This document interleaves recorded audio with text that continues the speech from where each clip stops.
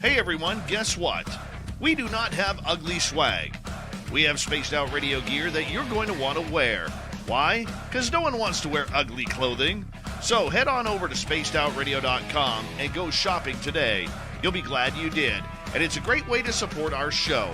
Once you get your gear, send us a picture of you rocking out in your SOR swag. spacedoutradio.com, shop there today, and make yourself look good.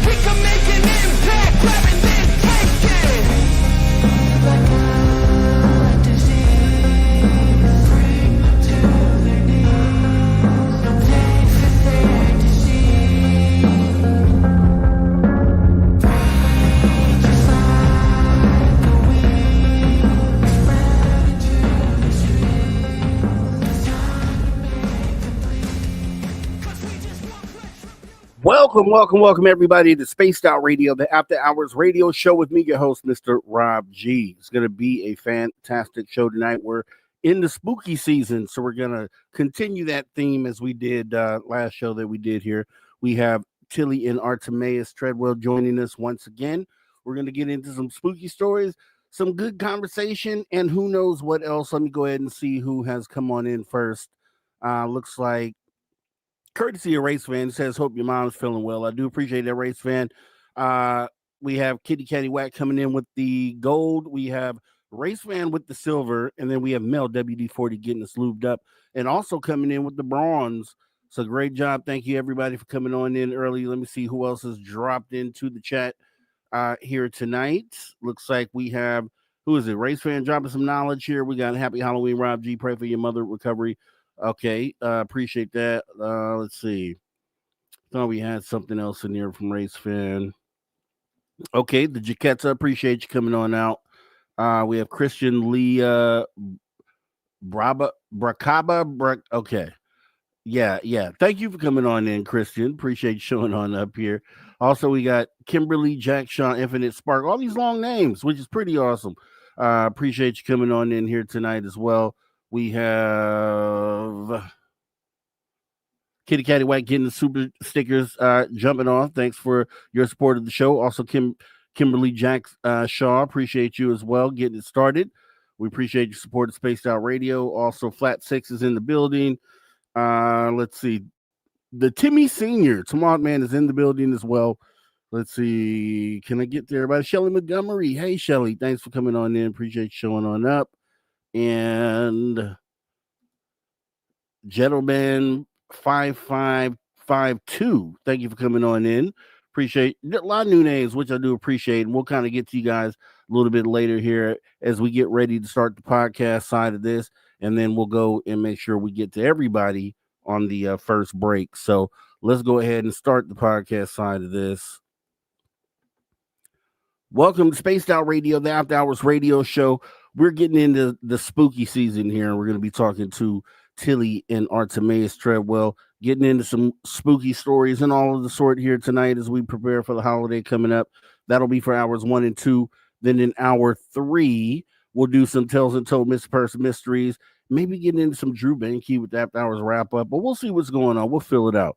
Otherwise, you guys get ready to go. Let's get this thing started. Let's go.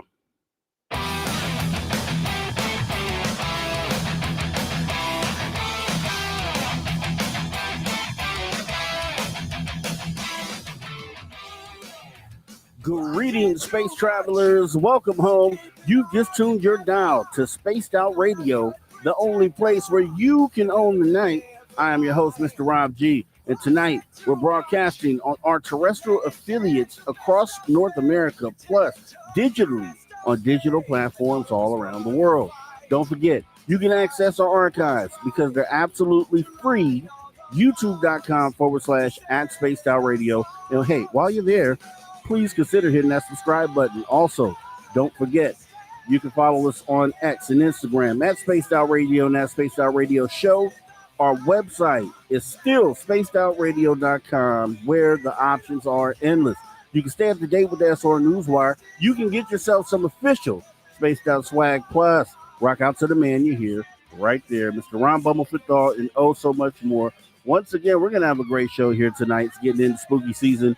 We're bringing back Tillie and Artemaeus Treadwell as we get into some spooky stuff, and they're looking really snazzy here and sharp here tonight, and I'm not going to waste any time as we go ahead and bring them back. This is back for a third time. That's how awesome these two are. Let's get them up here. Artemaeus, Tillie, to the stage, please. There we go. Here we go. Hey, everybody. Hey, we might be looking fresh tonight, but not nearly as fresh as your hat, my man. Thank you. You guys are really like, man, okay, so let's talk about, okay, so what are we seeing here? What swag are we coming in with? Go ahead, Tillie, take it away. Absolutely. Well, this is my take on Little Red Riding Hood. You can't see the entire costume, but hopefully enough to kind of get the story across.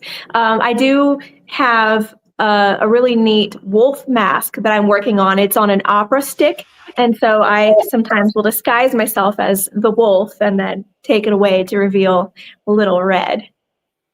That is awesome. And how about you, Artemeus? What are we looking at here? What just paying a little homage to the ancestry with some little bit of Irish mafia. So that's what I'm talking about. I like that. I really do like that. That's thinking outside the box. Okay, so we're gonna have an awesome show here. We had a great conversation last couple times. Last time was first time we had Tillie join us, and we came up with this idea to do a Halloween show. That was months down the line, and it kind of flew by, and all of a sudden here we are. So what did you guys have in mind? Because I have some things I do definitely want to talk about, but did you have anything in mind that you specifically want to touch, being that it is spooky season? For Tillie, yeah. Here we go. Yes. Let's bring that up, Tillie. What are we looking at? Oh, yes. This is Tales from the Rift. This is my first standalone book, and it is a collection of real paranormal tales that are adapted from real encounters that I have had in my weird walk home. So tales that are love stories between human people and non-human people, stories that are all about friendship, but then there are also what you guys would probably consider some horror stories as well, stories of possession and how that may occur. And the premise of the book is that they see you too, that just beyond the firelight, non-human people have always been watching humankind, and they are ready to begin telling their stories. Wow, that's okay. That's a nice package right there. And the way that I feel about it, and you, okay, they're looking at you. Is that what the quote was? They're looking at you. Yes, they see you too. They see you too. Okay. So that it kind of encapsulates that whole freaky idea that these things could be right on the other side of this thin veil and literally watching everything that we do in our most private moments. You know what I mean? I've been thinking about that, and it kind of makes me feel weird.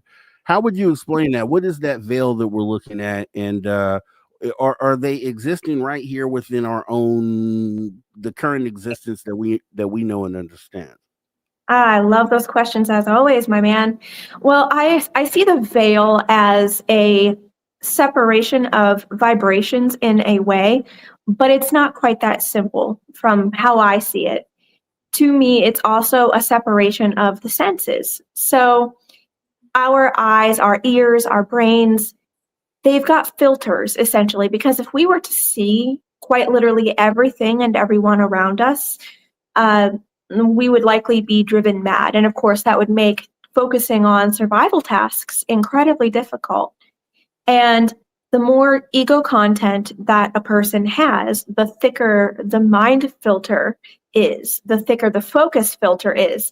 Then as well, the thicker the lenses on the eyes are, that the thicker the visual veil is.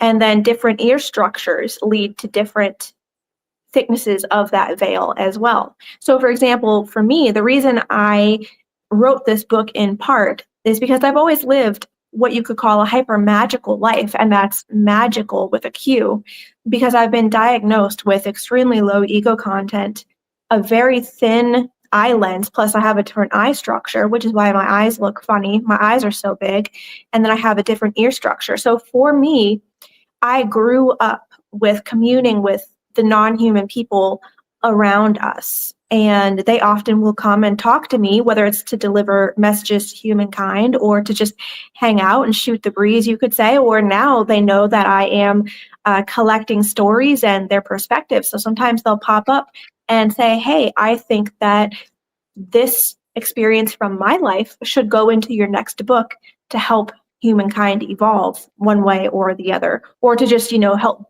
bridge that gap, to help build some empathy. And it helps to kind of tear down that veil a little bit more between all of the different branches of our giant family, if that makes sense. So in a way, those are the different definitions of the veil that I personally have and experienced. And now science is coming to bear that out. And I am super excited for the next 10 years for our society, because I think that humankind is on the precipice of something that we've never seen before. Artemaeus, honey, do you have anything to add? Just sitting here pondering on the cleverness of your costume, your reference, what pretty eyes you have, the better to see you with, my dear. You're clever. Many levels to that for anybody paying close attention. I like that. Oh man, you guys are deep. I love it. So okay, so with that being said, right? So we sometimes can see the other way and see into this other realm or whatever this is, but it's not a normal thing for us to be able to do. Like individuals like yourself, Tillie, are able to do this. Fine tune, your frequency is tuned, allowing you to do this. So are we more so than the subject in this, as far as some people like to think that we've been genetically engineered and we're sort of a project? So it seems like it's a one-way glass where they can look in, but we can't look out usually. So what is there something to that, and how would you explain that?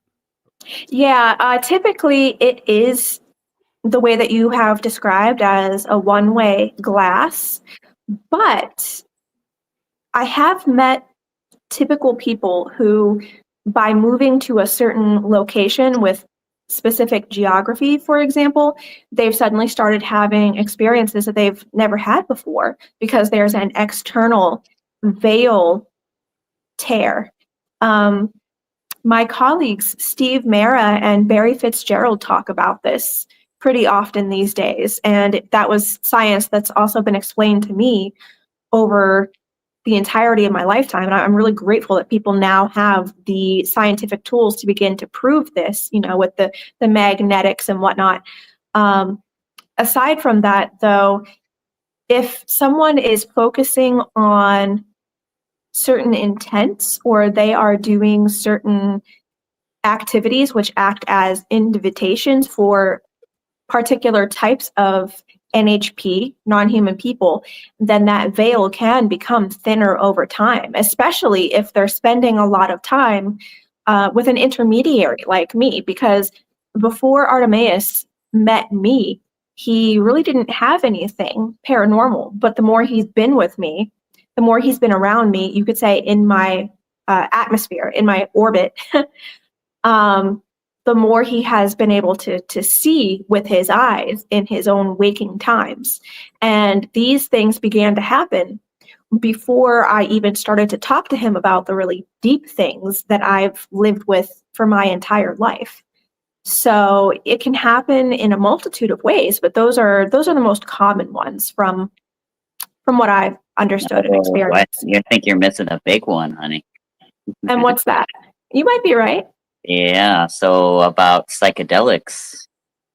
Oh, yes, you are correct. I'm still integrating some of that information, but I think that would be more your specialty. So why don't you tell us all about that? Sure. So, I mean, based on my experience thus far with it, the only psychedelics that I've ever done was ayahuasca. In fact, Tillie and I did that one weekend together, and that's a whole other story of how vastly different our experiences were, which I believe we probably talked about it on another show. But yeah, it's based on what I think I understand about neurology, essentially, and the brain is that, and what some psychotherapists have put out is that psychedelics, LSD, DMT, psilocybin, those sorts of drugs interact with the human brain to essentially take what's called the default mode network offline. And the default mode network is sort of like your blinders. Throughout your day, it's what keeps you focused on what you think is the reality that you can perceive around you. And it's kind of my personal belief, based on some of the evidence, that when somebody is on psychedelics, instead of making up things that their brain is making up, that they're actually perceiving other dimensions, other realities, other vibrations, and that some people quite literally do lose their mind when there's a psychosis that occurs, because again, that is not necessarily something that the average human brain, as it is wired here in this reality, to be able to perceive. All of that input is essentially like overloading the circuit. So some people obviously have great trips, and they do psychedelics often, and they like being in that world in between. And unfortunately for me, that was not really the case on ayahuasca. But all of that to say that I do think that is another way that we can temporarily thin that veil even more and be able to see these other things that perhaps people like Tillie, who are genetically different, can just see without that sort of intervention. Yeah, that's awesome. And yeah, I'm sitting there thinking Drew Beke's a part of this show, and we talk ayahuasca all the time. That's definitely one of the keys for someone who doesn't have just the unique tool to go ahead and do that. So that makes total sense. And I was thinking, as far as dimensions, I'm like, how can an outlook on dimensions that I recently thought of was like, okay, think about a zoo and think about each exhibit in the zoo. Okay, so you have the gorilla exhibit, you have the giraffe exhibit, you have I don't know if they even use orcas anymore, but say you have the fish over here, right? So you can kind of see into this other habitat. It's not something that you're used to. So I wonder, if that's sort of a thing where we all exist in our own little habitats and we're not really meant to cross each other. Do you think that that's a thing, or do you think do you think you're only supposed to see through this veil, or do you feel like you're supposed to also be able to interact with the things over there on that other side as well? Well, I think that every person, every relationship, every situation is unique. And so in some cases, there seem to be such high vibration, you could say, NHP, that they can't even incarnate here. Or if they were to incarnate here, it's so dense and so physical that it would kill them instantly. Or for human beings, I don't think that human beings could really survive very well outside of, as you say, this bubble. And then there are the times where those two extreme rules are thrown out the window, and there are some very real, very physical interactions here in this realm or here in the realms that are right above this one. Hence the stories of human beings being taken away by the fairy folk, for example, or by some NHP that a lot of people would call aliens or extraterrestrials. So there's a lot of variance in it in my experiences and in my understanding. But I think perhaps a more holistic way to think of it could be to think of pieces of tissue paper stacked on top of each other and think about the interaction bubbles being little drops of water that will temporarily blend and bind the pieces of tissue paper together for a while, and then the tissue paper will separate again as it dries. Does that make sense? Does that help? Yes, I like that. Yeah. Okay. That's Cool. awesome right there. Yeah. Cool. That's totally awesome. Okay, so very great visual too. I like that. Good. So Good. as far as Halloween goes, does this time of year do anything different for the way that you experience things? Do you think that it's just a holiday, just happens to be a time of the year, or do you feel that energies or things like that may pick up during this time of year? Do you think that's the thing? Sure. Well, in my experience, there are 3 most liminal months, and some of them are rather universal, but some of them are more specific to the US, and some are even more specific to regions within the US. It all depends on the geography and the populations, the traditions, the human energy that's floating around at the time. But there are 3 months that I consider to be most liminal of all, and to be when the veil between the vibrations and the species is thinnest. And those would be May, October, and December. So May, if you read the old tales, do you know anything about the maypole dances? Never heard of it. Love to hear about it. Okay. Well, in some traditions, in some cultures and countries, in May, there is a pole that is erected in a large field, at least traditionally. It's not nearly as common anymore. And you would have dances around it, twirling ribbons around it. And it's said to be how to put this politely, it's said to be like a fertility ritual, if you kind of catch my drift with the symbology. But originally, the entire month of May in these countries was considered to be both fearful and sacred and joyful, because it was a time when the fairy folk and the human folk were said to have a truce and would commune. And that it was kind of like a springtime Halloween. People would dress up fancy. Some of them would dress in costumes, and you would give out certain treats, and you were expected to be extremely kind to all of your neighbors, human and not. And it's not celebrated too much anymore, but from what I understand, the thinness of the veil is still quite tissue paper thin at that time in May. And then, of course, in October, we happen to have Halloween. Halloween is traditionally said to be a time when the worlds can commune together. And that was also reflected in the other cultures, especially the Celtics or Celtics, depending on how you want to pronounce it. And then December is the third one. December is the most ferocious because in the Northern Hemisphere, you have the snow and the cold and the threat of death essentially every single day until spring comes. But December in some places is the absolute worst. That's also when you have Yule and Christmas. And it's a time where you're supposed to be celebrating community again. So you've got community between human people and non-human people, or just human people generally. There are gifts being given, there are feasts, and it's in a time of either the deep darkness like December, or it's a time of transition like May and October can be considered. Does that answer your question?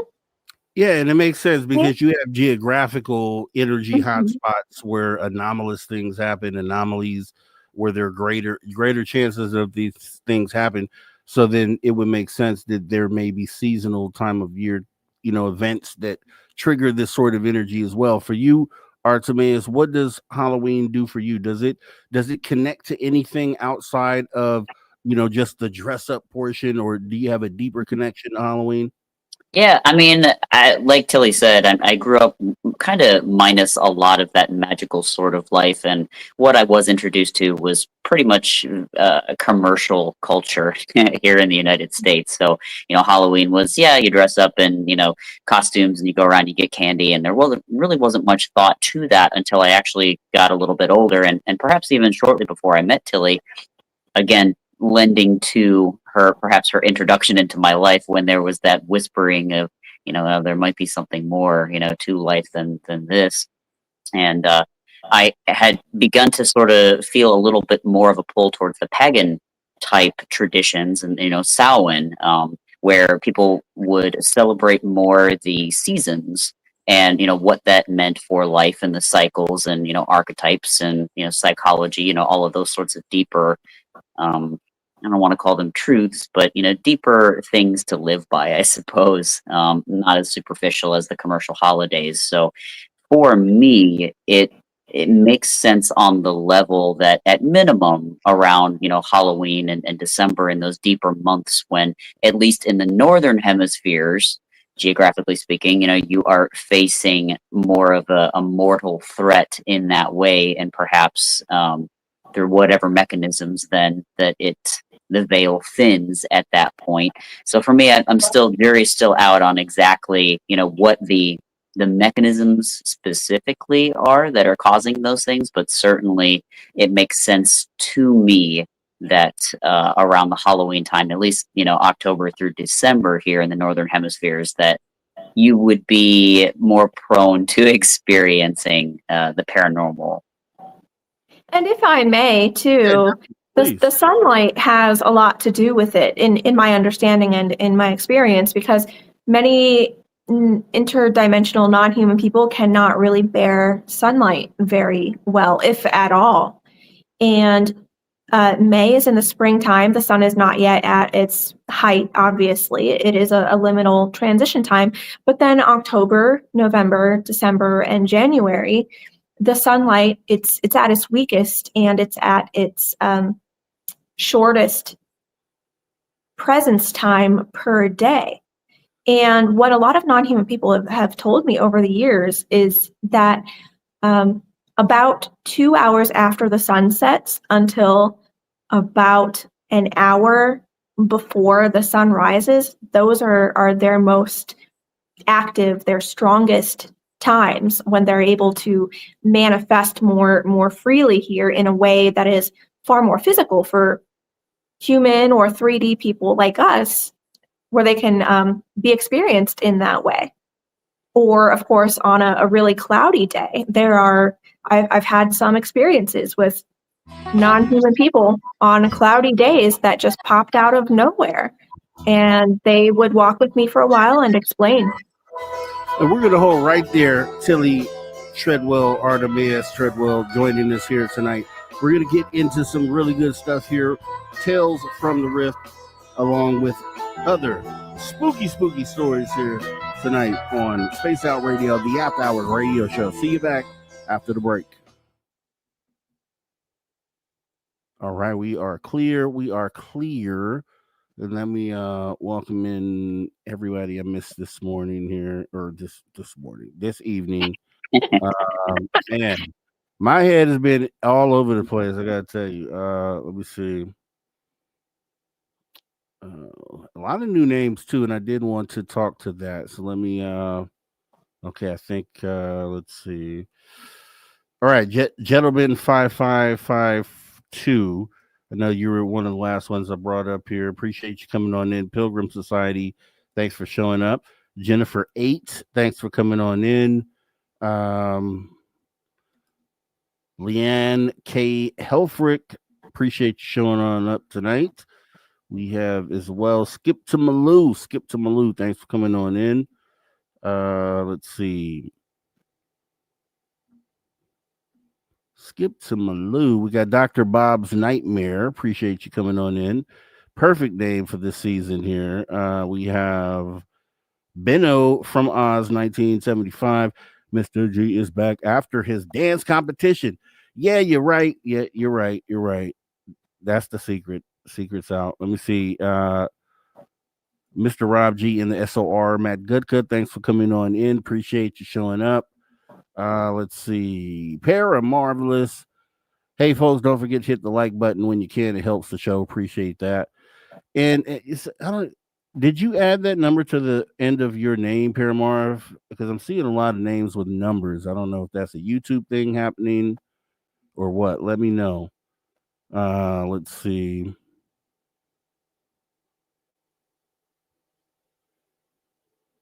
What else do we got here? Greggles with Relic Films, or Greg Ogles. I'm going to assume Greg Ogles. Hi, Greg. Yep. Hey, Greg. Okay. Nice. And who else here? Terrence Wills. Appreciate you, Terrence Wills, for coming on in. Athena Hayel. Maybe. Let me know if I'm correct. Appreciate you coming on in. Let's see. We are maybe almost current here. Let's see here. Who else do we got?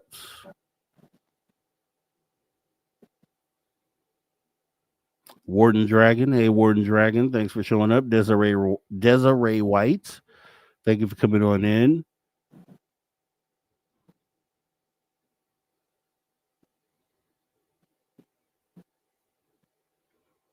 Okay, Shadow Feather. I don't know if it said your name, but I'll say it again if it didn't. Thanks for coming on in. Let's see here. FAP. I see you out there. FAP.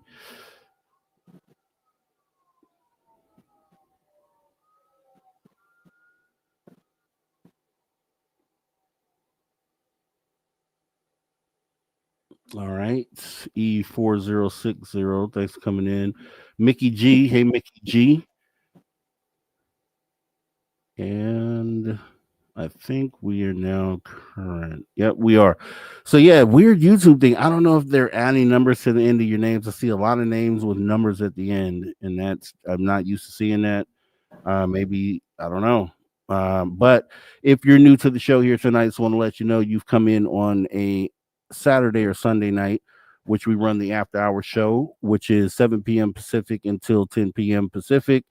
We also have Dirty Phil, the cryptic cartoon, Saturdays at 2 p.m. Pacific. We have Element 115 Fridays at 8 p.m. Pacific. UFO Max Wednesdays at 8 p.m. Pacific. Then Monday through Friday, we have Dave Scott riding the Woo Train here, 9 p.m. until midnight. 7 days a week. There are definitely options right here on Spaced Out Radio. So make sure you hit that subscribe button, notification bell next time, so you'll know next time we go live. Terrence Wills, appreciate you. These two guests are quite lovely. Rob G rocks. Yeah, they are awesome. They're definitely awesome. You got to go back and watch the previous shows we did as well. Awesome stuff. Let's see.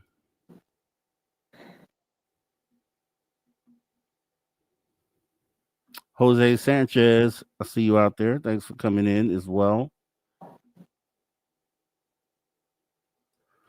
Okay, you guys know how it goes. Hour number 2, we'll be doing questions, and I'll be on the lookout now as well. So if you put anything early, just make sure you do put them in caps, and we will be sure to go ahead and get those questions posed to Tillie and Artemaeus tonight.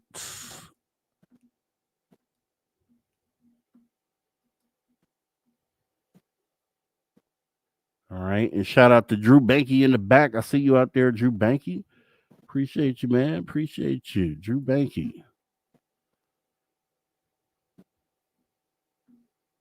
All right. We got about 5 seconds left, and here we go.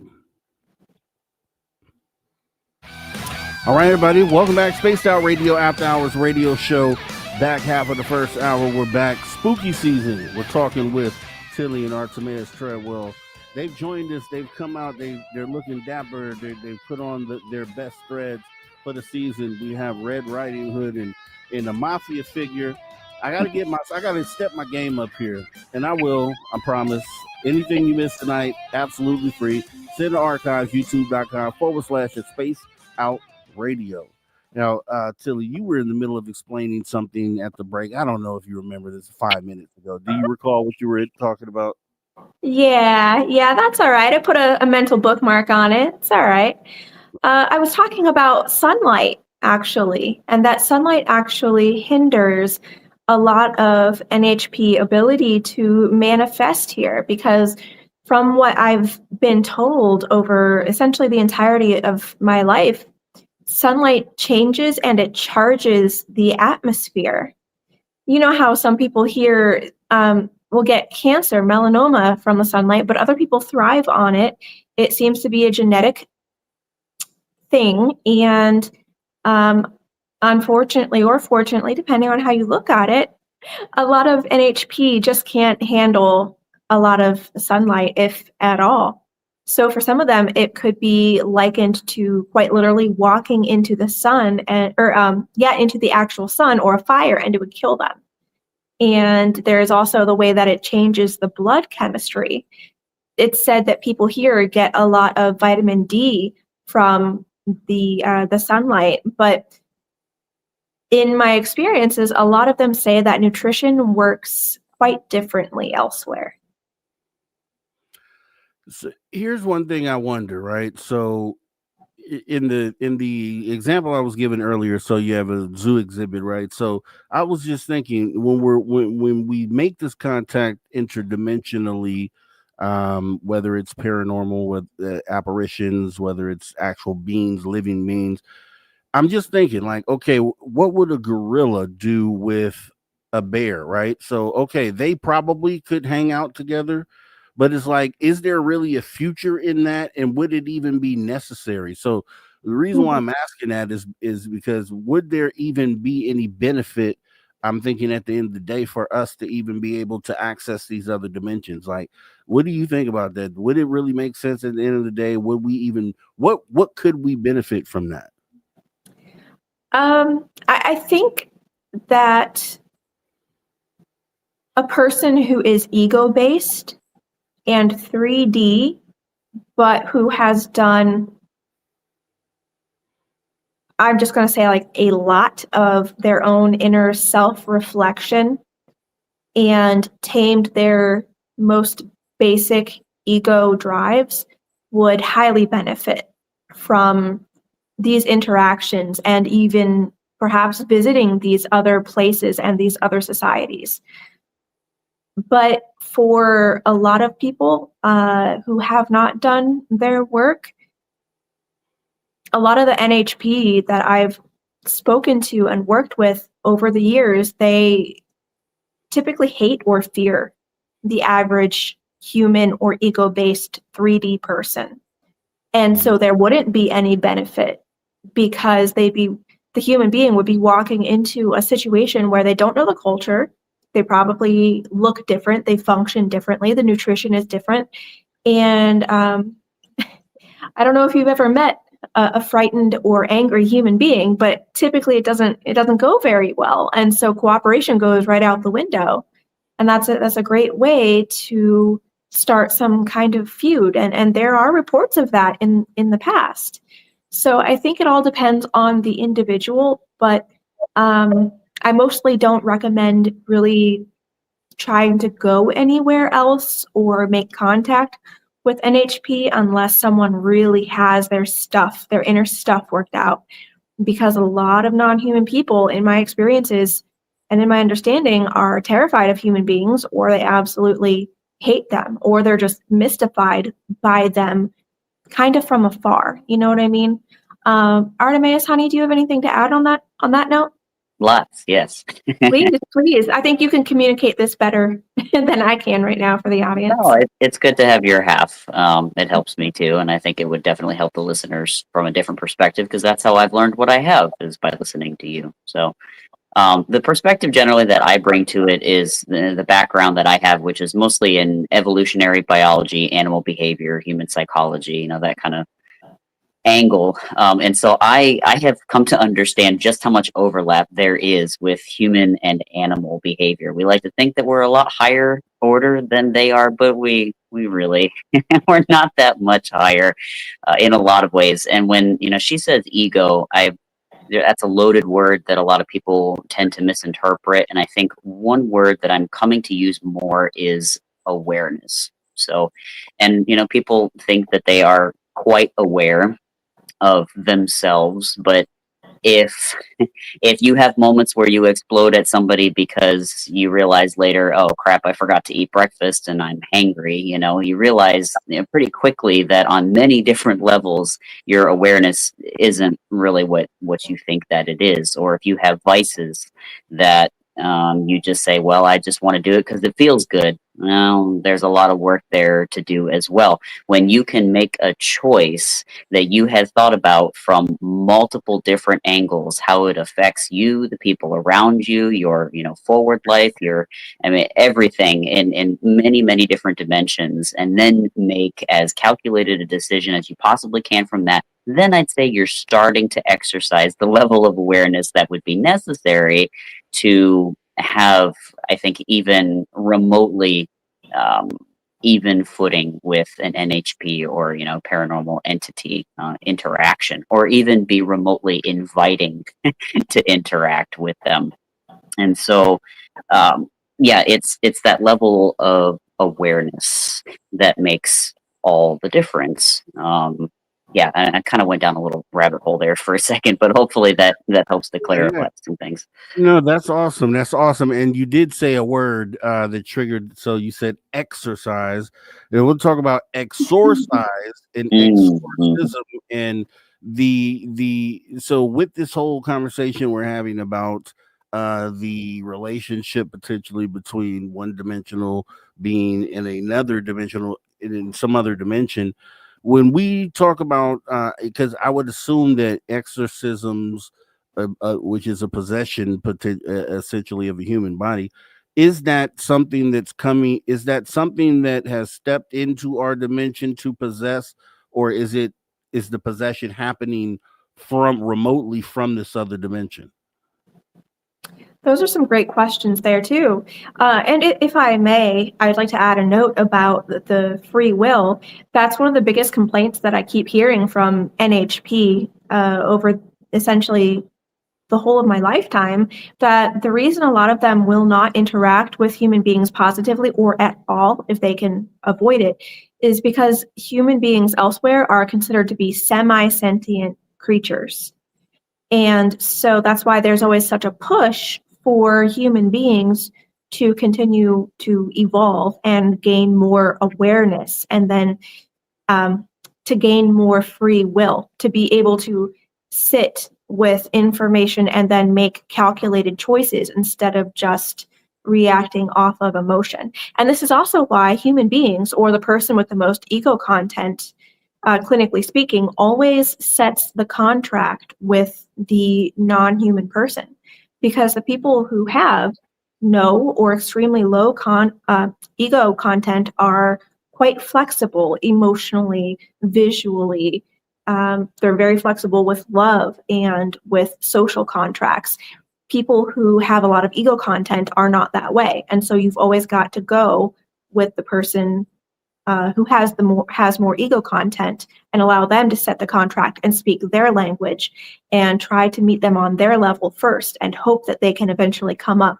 Because as they've taught me, if you are someone with extremely low or no ego content and you try to bring them up to your mental realm too quickly, it always ends in pain and disaster and whatnot. So you've got to work within the belief system and the emotional social frame of the person with the most ego content. Now, this also gets into the exorcisms. In my experience and understanding, these non-human people are coming from their higher dimension, their lighter dimension, and they are working up to a possession. A possession is their final ability to manifest here on this plane. So it is a type of, you could say, pregnancy or incarnation into the human form, because they otherwise, for whatever reason, cannot manifest here, incarnate here independently. At least this is what I'm told, and I tend to believe it because of all the fuss that is made over possessing human bodies and human lives. But I'll interject here 1 second, honey. I think might be useful reference for anybody who's a fan of the Harry Potter series. Maybe many people listening would know of, I forget which book it's in, but Professor Quirrell and his essentially inhabitation of Lord Voldemort. That is actually, I think, quite demonstrates what it is that you're talking about. Yes, and there's a physical manifestation there with him having two faces with the one head. Two, I would like to say that not all possessions are bad, quote unquote, and not all of them come from someone who is completely, as I like to teach, toxic, destructive, abusive, etc., etc. There is a very small subset of possessions that is symbiotic that I discovered in my time with the Catholic Church. And it was at the time the strangest thing that I had ever encountered, but it was fully benevolent. Okay, I call this the biological rotational acquisition theory, BRAT. And these are fully formed human beings who seem to have had no trauma, but they seem to be lower in ego content. They tend to be very mild, sweet people who sometimes just randomly, sometimes it builds over years, they suddenly seem to develop a second personality. But when I would investigate, it turns out to be a completely non-human person who has some kind of, you could say, soul contract or spirit contract with the human soul to share the body. So they'll alternate in and out to accomplish certain life missions. And the human person benefits just as much as the non-human person who is coming in to possess the body for a while. My favorite example of this, of course, I can't say names or anything. What should I call her? I'm just going to call her Jackie. Let's just call her Jackie. Jackie was, I can't remember, she worked some kind of desk job or something. She wasn't really too passionate about her career or anything like that, but she started having strange items show up around her house that she didn't remember having there. She started losing track of time. She started finding evidence that she had suddenly different handwriting, and there was a whole other cell phone that was in her kitchen at one time. And her family contacted the church because she and they thought that she was losing her marbles, and so they wanted counsel. And before they were going to suggest that she gets mental help because she was just so put together in every other way, they called our team in to investigate. And because we were an extension of the exorcism team, we went in and I did my typical examination. I sat and I talked to her for quite a long time. I took a detailed family history. I got to meet her family. I tore apart essentially her home from top to bottom, looking for clues of mental illness or fakery, anything of that nature. And then my teammates, they were measuring magnetic differences. They were looking for EMF. They were trying to find anything that they could to debunk this. But then when I was investigating the far part of the house and I was away from everyone else, there was a non-human person who came to me and asked what I was doing there. And I explained and I asked who this person was. And she didn't present as male or female. It was somewhere in between, but she had a very feminine essence. So I just say she. But she told me that she had a contractual agreement with this person to share the body, and that she was there to study and to learn and to get a grasp for this realm, because she was thinking of incarnating here independently at some point. But she was nervous about it because this is the densest and the most violent of places that you can incarnate, she said. And so when I talked to her, she said, "Oh yeah, absolutely. I bought these things, and I leave the notes and whatnot so that I don't lose my place in this lifetime when I come back to borrow the body to keep my appointments." And it turned out, had gotten the body, and she had taken the body through real estate courses. And now this human person has a real estate license, and we were going through the bank statements, because the human person was like, "Oh yeah, that is weird. I am starting to get deposits and I don't know where it came from, but I've just been so stressed out about this, I completely forgot." No, the non-human person possessing the body had sold a house and was working contracts in order to sample this life here. And then she's like, "I don't care about the money. The person who possesses the body normally, can just keep the money. I just want the experience, and I want to be able to see what it's like here before I fully commit."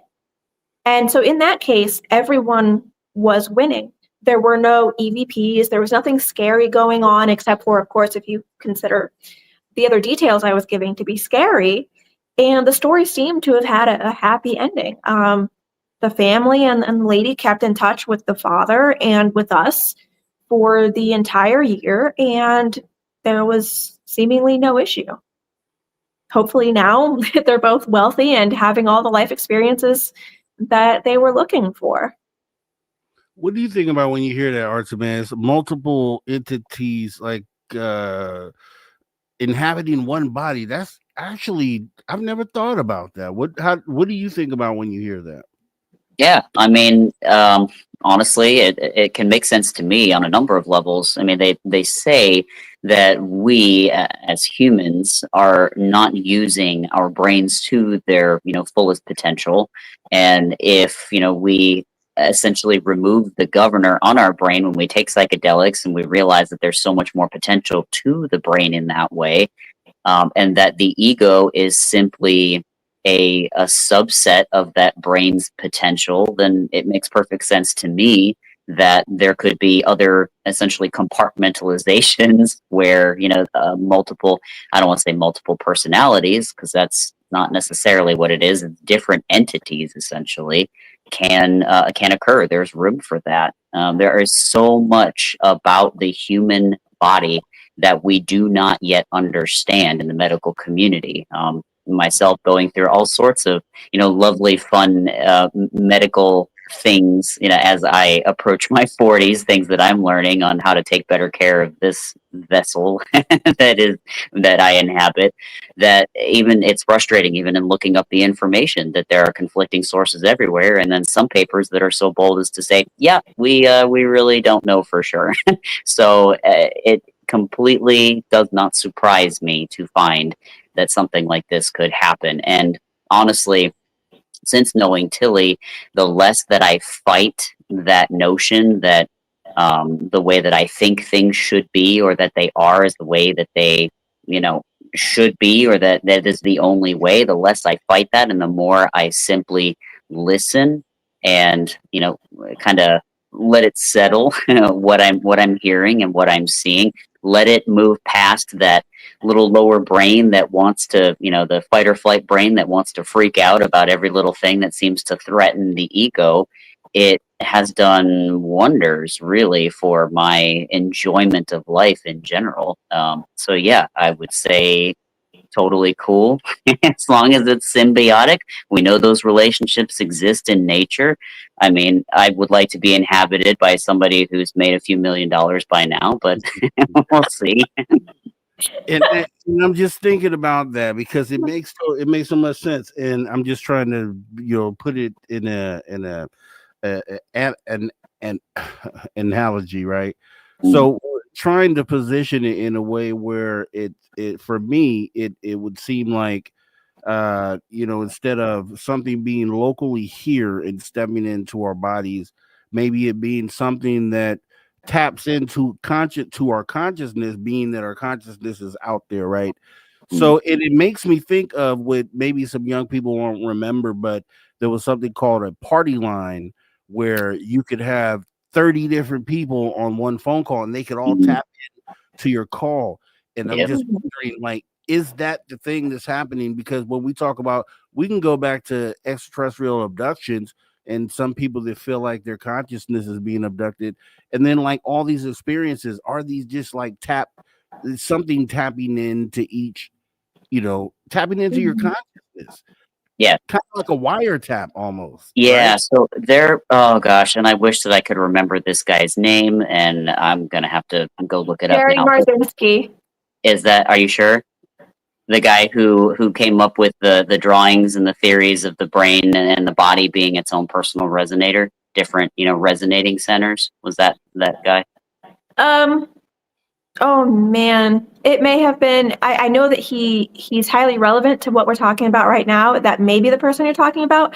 It may not be. So please don't take my word for it. Actually. Yeah, I mean the name sounds vaguely familiar, but from what I have come to understand is that I think of the brain as a radio dial, basically. And there was this other scientist. I cannot remember his name, but he had written papers and descriptions that after his, of course, mysterious death, his wife then proceeded to put his findings and more of his papers out, and I can't quite articulate it well right now, but he had diagrammed that there were actually several resonant structures within the human body, I want to say all along the spine essentially, that acted as, again, resonators that, as we're talking about frequencies, that you essentially could dial into or receive certain frequencies. So, I mean, I think the human body is just a dense tool to collect frequencies and experience those. So, yeah, people can tap into it. and us, what we think of as I is just one consciousness that's tapping into it. We think that maybe we're alone, maybe we're not. Maybe there are others that are within each of us that we're not aware of, that are just observing. So makes sense. It makes sense if you've ever seen like the Matrix, how they can just change in, the agent can take over any NPC body and kind of get in there, and it just feels like that's something that would be happening here, especially when you look at what is expressed to be different Halloween themes like ghosts, possessions, just hauntings, creatures stepping in from some other vortex or some other dimension. And so it just, when you try to make these things make sense, especially when we know what we know about like cryptids and the things that we know that are really happening, it's like, how far off are the Halloween stories that we usually talk about from the reality that we know that exists? So with that being said, that's kind of where we'll leave it for now as we go ahead and go into our break at the top of the hour. And we'll be back talking more of this Tales from the Rift as well. We'll get into some Bell Witch as well after the break. We'll see you right back. Conversations that move the needle. Conversations that move the needle. You're listening to After Hours with Mr. Rob G on the only place where you can own the night. Spaced Out Radio. Spaced Out Radio. You've tuned your dial to the right frequency.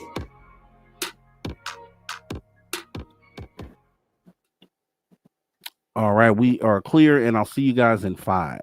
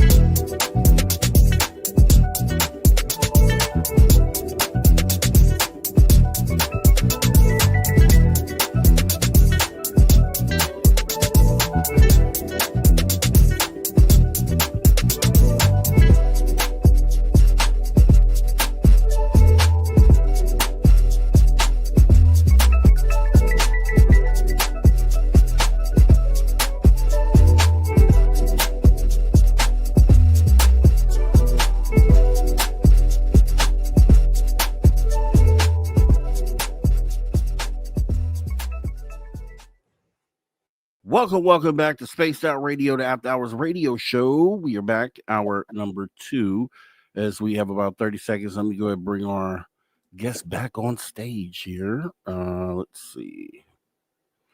Also, guys, definitely this is the hour for questions, so please let's go ahead and get those together, and we will pose those at the end of this hour.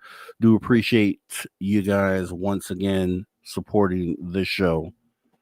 And shout out to the super chatters as well. We have Kitty Catty Whack. We have Kimberly and Stargazer. Thank you for your support of Space Out Radio. Let's go. All right, everybody. Welcome back. Space Out Radio, After Hours radio show. After hour number 2, we are back with Tillie and Artemaeus Treadwell, getting into some real spooky stuff here, getting into some deep stuff too, talking dimensions, other parallel universes. We're going to get into some Tales of the Rift. We're going to get into a lot more too right here, second hour, Spaced Out Radio, After Hours radio show, as we are back in the building. And so, yeah, let's go ahead and start there, Tillie, because we started the show off. We were able to show your upcoming book, right? It's not actually out yet. I think is it out? It is. It is. This came out on October 1st, just in time for the spooky season. There's cover, there's a back. Yeah, there are 12 tales in this volume for you. And this is just the beginning. I got a contract renewal because this book went over so well. And I essentially have free reign to expand the universe, as it were. The next Tales from the Rift comes out actually in May of next year.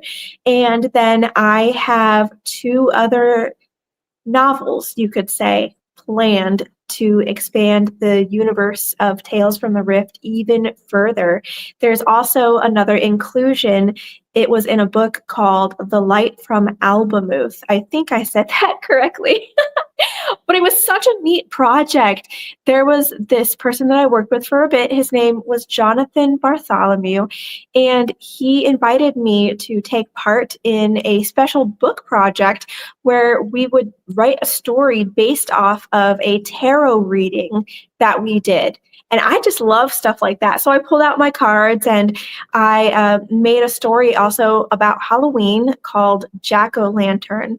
And it is a modern esoteric retelling and interpretation of the classic Jack-o'-lantern origin story, you could say. that's also going to be in this universe. But you can find The Light from Albamuth on Amazon, and then you can also find the first Tales from the Rift on Amazon as well. And for any of you pumpkin heads out there who like something really special, I do offer some autographed hardcover copies, and those have been selling really well. So anyone who is interested, please do feel most welcome to hit me up, and we'll be more than happy to get that out for you. But yeah, there's the gist of it. That is awesome. I like to know, like, take us into that world, right? Just kind of paint the picture, get everybody like situated in the world so that they know what they're getting themselves into. Hype it up with an elevator pitch. Got it. All right. So in this universe, much like our own, human people mingle with non-human people at every turn. Sometimes they know it, sometimes they don't. And this book is a collection of tales told about human people from the non-human perspective. Just as human people tell stories around the campfire about ghosts and ghoulies and everything and everyone in between, so do the non-human people tell their stories about you too. And is there one maybe story you could share with us? Kind of whet the appetite there. I could. How would you like me to present that? Anyway, without spoilers, definitely. But no, it just in any way, this is the introduction to the world of your universe. And pick one that takes them right on into the book. Give them the movie trailer version of one of your trailer version. I can do you one better. Give me just a moment, please. And while you're searching for that, I'll go ahead and add some more show notes here. While we were on the break, I went ahead and looked up the name of that individual who mysteriously died after releasing information about the human body's resonant structures. His name was Isaac Bentov. So I believe an Eastern European or Russian guy who very, very intelligent. Some of his theories are interesting in that way regarding the human body and its abilities to perceive and receive other frequencies. So that is awesome. Appreciate you doing that, and I wrote that down as well.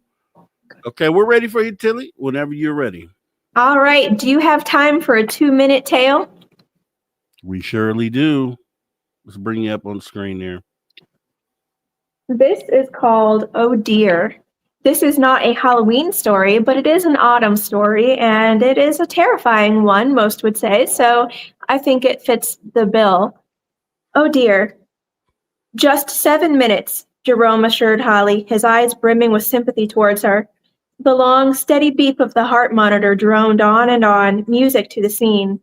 The pair looked to the stretcher again.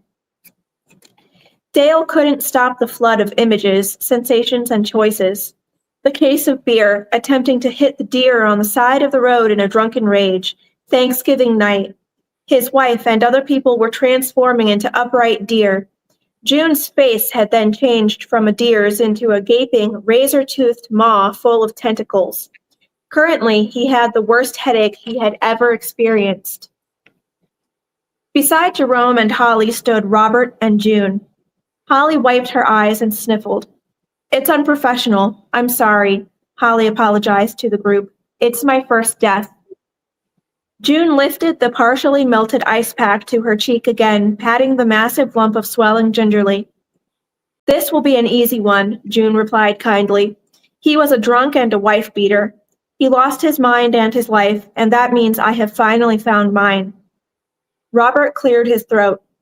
7 minutes, he announced somberly. 7 minutes for his consciousness to pass peacefully. That is more mercy than he has ever had on me, June muttered resentfully. Jerome glanced at the clock on the wall and nodded. He retrieved the toe tag from his pocket and applied it to Dale's right big toe.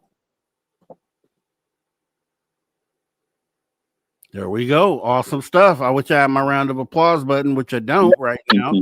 But I do appreciate you sharing that. I was going right.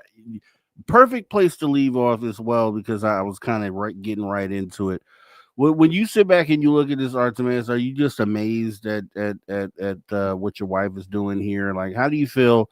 Did you have any input on the book, or let's talk about that. No, honestly, my input on the book, I guess you could just say, my contribution is simply to make sure that the fort is being held down so that her creativity can be allowed to flourish. So I like to see her be able to put out this information more freely, and knowing the impact that her tutelage has had on my life, from that paranormal aspect, or the more teaching me more of the non-human psychology, which, as we've talked about in previous episodes, has completely changed my life, much for the better, I would say. That my contribution is only to make sure that she has a safe platform to put that sort of stuff out, and I let her go, let her teach with that. I think it's beneficial for people to be able to hear, however it comes. And Tillie, what type of Halloween stories have inspired you to kind of take this path in writing? What kind of Halloween stories? Well, do you consider any spooky or strange encounter to be a Halloween story, or are you speaking literally? Sure, it could be either or, actually. Yeah. Okay. Well, I would say then that a lot of these tales are inspired directly by experiences that I've had with non-human people, but also then the truth is that the scariest encounters I've ever had in my life have been with human people. And that's the backbone of the book, in a sense. So when I'm working with these non-human people, we'll compare notes about what it's like to live with and work with people who have significantly higher ego content than us, and how each of us may have handled it or mishandled it, or how we can all learn and grow and transform together. But to be honest, yeah, my scariest encounters have been with humankind, no contest whatsoever. And I consider all of those to be worthy of Halloween stories and horror stories beyond. And maybe that's not quite the answer that people would want or expect to hear, but I'm hoping to kindly encourage change and illumination and transformation so that we can all live together magically, happily, and harmoniously, I agree, and I appreciate that. I do appreciate you going there and touching that, and because I feel the same way. I think we all do here, and every day it's fitting that this is Halloween season, because every day I wake up, I feel like I'm in a horror movie, a horror story where I am next on the list. So, totally understand and feel where that's coming from for you. Artemaeus, when you get into this season and maybe growing up as a kid, what have been some of the things that kind of warm you up for this season here? Like what movies, maybe stories, anything that kind of you may gravitate to more this time of season? Yeah. So I mean, I'm kind of a big fan of the types of stories that sort of again, psychological dramas, or in even the movies specifically that can give that real dark and moody look to it. As you had mentioned at the very beginning of this show, well, rather it was before the show started, potentially talking about Sleepy Hollow. So the legend of Sleepy Hollow that has been told and retold many times, but one of my absolute favorite adaptations of that story was actually the one that starred Johnny Depp. And, I'm not sure if anybody's familiar with that version, but the sets on that movie definitely encapsulate the Halloween season for me, which is just very dark and dreary. And for me, it's a time of contemplating and communing with the paranormal. So yeah, that's what comes to mind first for me is that story. Gosh, I mean, and then on the more lighthearted notes, things like Hocus Pocus. I had two younger sisters, so that one always was playing around in the background when I was a kid. So, yeah. Who's your favorite slasher?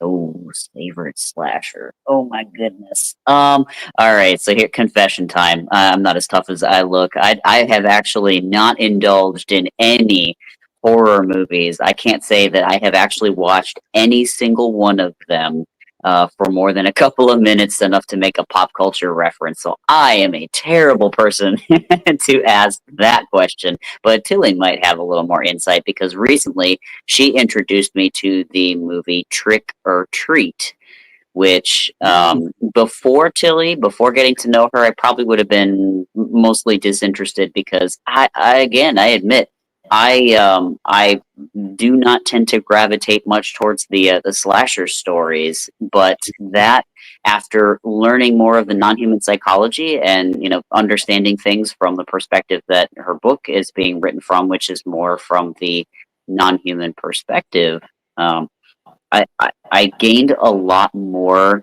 sympathy for the non-human and an understanding of the storylines within that movie. Have you seen that one, Rob G, the Trick or Treat? Sure, it sounds very familiar. If I visually saw it, I'd probably say yes. It sounds very familiar. Mm-hmm. Yeah. Tillie, were you going to say something, or? Just waiting my turn. I think you're doing great. Yeah, no. So I would say that's actually probably the only, which, if you can call that a slasher film, because there's certainly some gore in it and certainly some slashing that goes on. I think that for anybody is a great Halloween film for studying paranormal non-human psychology, because it's definitely some things unexpected in there. Some things that you would expect, but if you dig just a little bit deeper, there are more questions to be asked of the storylines that they portray. So go ahead, Tillie, if there was something you were going to say. Yeah. Well, thank you. I had forgotten about you watching Trick or Treat with me the other day, but I'm glad that you remembered it in this context, because I think it's a fabulous movie to mention. Mr. Rob G, I would bet my little soul that you know this movie because you have to know Sam. He is a small pumpkin, you could say, autumn god. He's got the sack head with the pumpkin underneath of it, and he carries a lollipop that he slices people with. Yes. You I'm remember? actually trying to bring that up. No, I was looking, as you guys were telling this story, I was trying to bring it up for the audience here, and I think I have it here. And I'm looking at this, I'm like, do I remember this at all? And I don't actually. So let me bring this visual up for everybody else here. This is Trick or Treat. Mm-hmm. And it says it's a comedy, so that seems to be pretty awesome. I think I'm gonna watch this. Mm-hmm. I think you might really like it, especially if you get into the esotericism and the non-human psychology behind it. Because at first blush, it's a fun, kind of campy, semi-slasher film. But when you really start to dig underneath the surface, there is a lot there that I think is not only educational, but kind of fun and unexpected. So, for example, Sam is the character that kind of unites all of the different stories because it is an anthology. And at first blush, he just seems to be a psychopath who is a paranormal murderer. But when you really pay attention, he's following certain rules, guidelines, traditions, laws that he must abide by. And these have to do with the old-fashioned idea of Samhain, of Halloween. And if the characters were showing respect and were following the very bare basics of Halloween, Sam actually would have had a really positive interaction with them, interestingly enough. And this is exactly how I've experienced non-human people to be towards human beings. They tend to either have a really horrible experience with a non-human person, or they will have what they call an angelic one. And it can be the same non-human person, but again, the person with the highest ego content, they set the contract, and then the non-human person is responding in kind, depending on what kind of timeline outcome they see or they would like to try to bring about. I mean, I'm simplifying it, but that's the gist of it. And I found it really fascinating that that was echoed in Trick or Treat the entire movie through. And I have my suspicions about who might have written the original stories behind this movie. I'm going to do some research here soon, but I'm dearly intrigued because this seems to be like it would be something well within the universe that I'm creating with Tales from the Rift. It's so similar that there's almost no difference in the psychology that I'm seeing play out here. I could not recommend Trick or Treat enough from a personal perspective, a paranormal, expert, quote unquote, perspective, and just from a folklorist perspective. Yeah, I always, when I get into this, further into this phenomena, rather, and I'm just opened up to all the things that I didn't know were actually happening. And I'm like, okay, wow, this is crazy. All these things are happening. These things are real. And then it just makes me think back to Halloween as a kid, when it just, the season feels spooky. And that's why I call it spooky season, because, every dark corner, there's obviously something there, right, during this season. So it's more of a whole psychological thing. But then I look at it more as, okay, maybe something is over there in the shadows, right? Because we know, like, cryptids and obviously the extraterrestrial presence, we know those are real things that we just didn't think were possible. We have Bigfoot out there in the woods. We have dogmen and all these sorts of creatures that people are seeing in real life. And then so it brings for me, if I was a kid knowing what I know today, I would probably have died from fright many years ago. Yeah, because I don't, if a kid were to know that cryptids and these things are actually real, like it's not just, close your eyes and this thing disappears, what would be the mental impact on those children growing up? And I just think about that because it is the reality that we're actually in. You are able to see into these other or through the veils. These are real things that are happening. And I just think for kids, if they really, really knew that it definitely probably something under the bed, that they would go crazy. Yeah, so there's actually something I'd like to add there to that, because I in the time that I was in college, I worked in public education, and it was I was around a lot of kids from let's say like first grade all the way through 8th grade, doing public outreach programs, and it's amazing to see that there seems to be a couple of different camps. There are the kids who, and you'll see videos of this too, like children getting to see, let's say, Santa Claus for the first time, or somebody dressed up in a Halloween costume that looks scary. You'll get two distinctly, usually different responses. You have the kids that are absolutely scared out of their mind. Santa Claus or a cryptid, they treat them just the same. It's something that might eat them, and so they're terrified. And then you have kids that actually want to go up and greet and touch, and they laugh and they interact. And I've not personally known very many children like that. I've seen more perhaps what you would expect, Rob, which are the kids that would be absolutely terrified. But then you have the kids that aren't. And what I have come to understand at this point is that I think that's the difference between a kid who has high ego content versus a kid that has low ego content. So the kids who have the lower ego content are more objective. They don't have that overriding animal instinct, which is I must survive, and anything that is bigger than me is probably going to eat me. That isn't my mom or my dad, or something that I recognize as familial kin. Whereas the kids who are lower in ego content are more objective. You could say their survival instinct is terrible because they're not so concerned with, is this thing going to eat me or not? Death doesn't seem to bother them. Those are the same sorts of kids that when their pet dies or that when a family member dies, they're not crying because for whatever reason they aren't upset so much by death. And we can't think that they're all psychopaths. There's something else going on there where they're not quite what we would expect for what we might call the average human, which should be afraid of death, should be afraid of things that might cause death. So I'm noticing these different things here, and that the paranormal doesn't scare everybody the same. Yeah, it's so funny because you read my mind. That's exactly what I was going to say, because even when I was 4 and 5 years old, they realized that, hey, that girl ain't quite right. They started taking me into the shrink's office to talk about getting testing and whatnot. And I was diagnosed with what would be called now level 1 autism. But then they came back with some other strange distinctions, and those later came to be known as low ego content and low emotional content.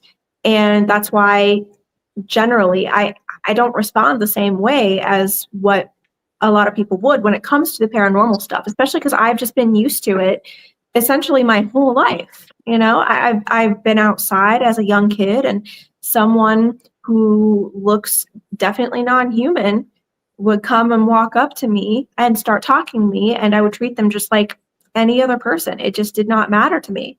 Santa Claus could walk up to me at any time. I'd be like, oh, hello, how are you? It just doesn't matter. I'm just there to hopefully spread love and not fear. And that's what a lot of the lower ego content people do, but very different responses.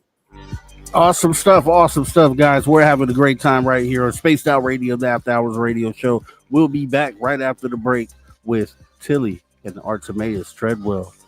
And the new book, Tales of the Rift. Make sure you guys go get it. We'll be back right here. After Hours Radio Show. See you back here. 5 minutes. No less. No more.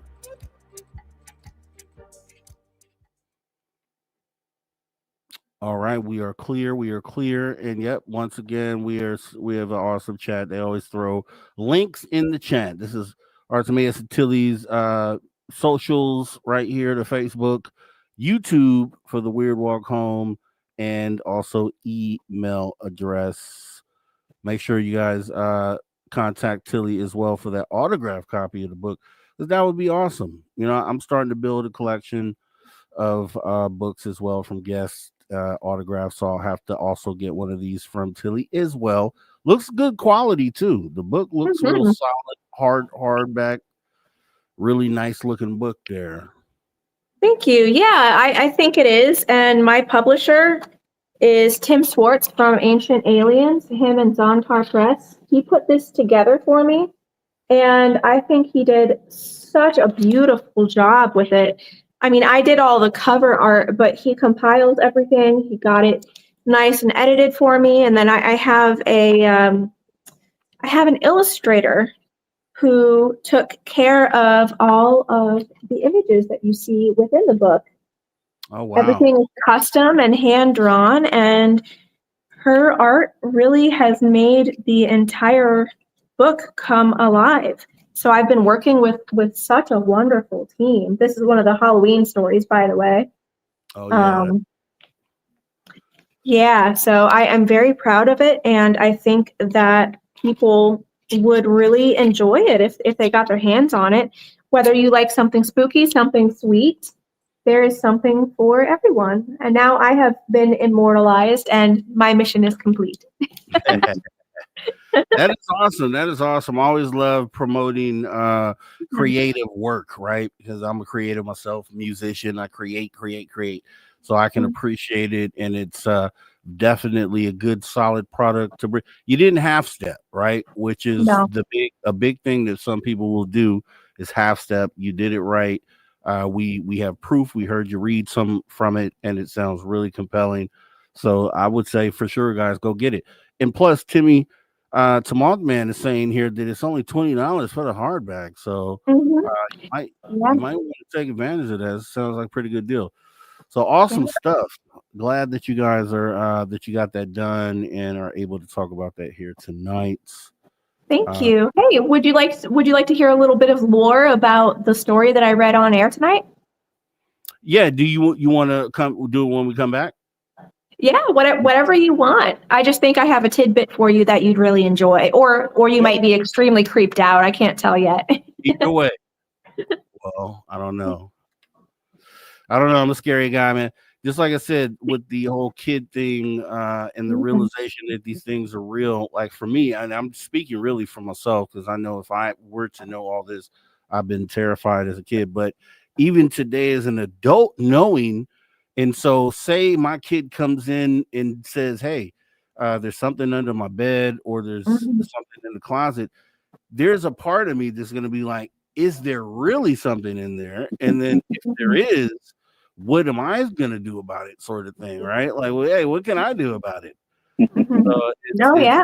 It's one of those things, man. It's I don't know, man. It's paradigm shifting is what it is. It's just, once you know there are actual things that represent monsters that you've known as monsters that are living live in our reality, that is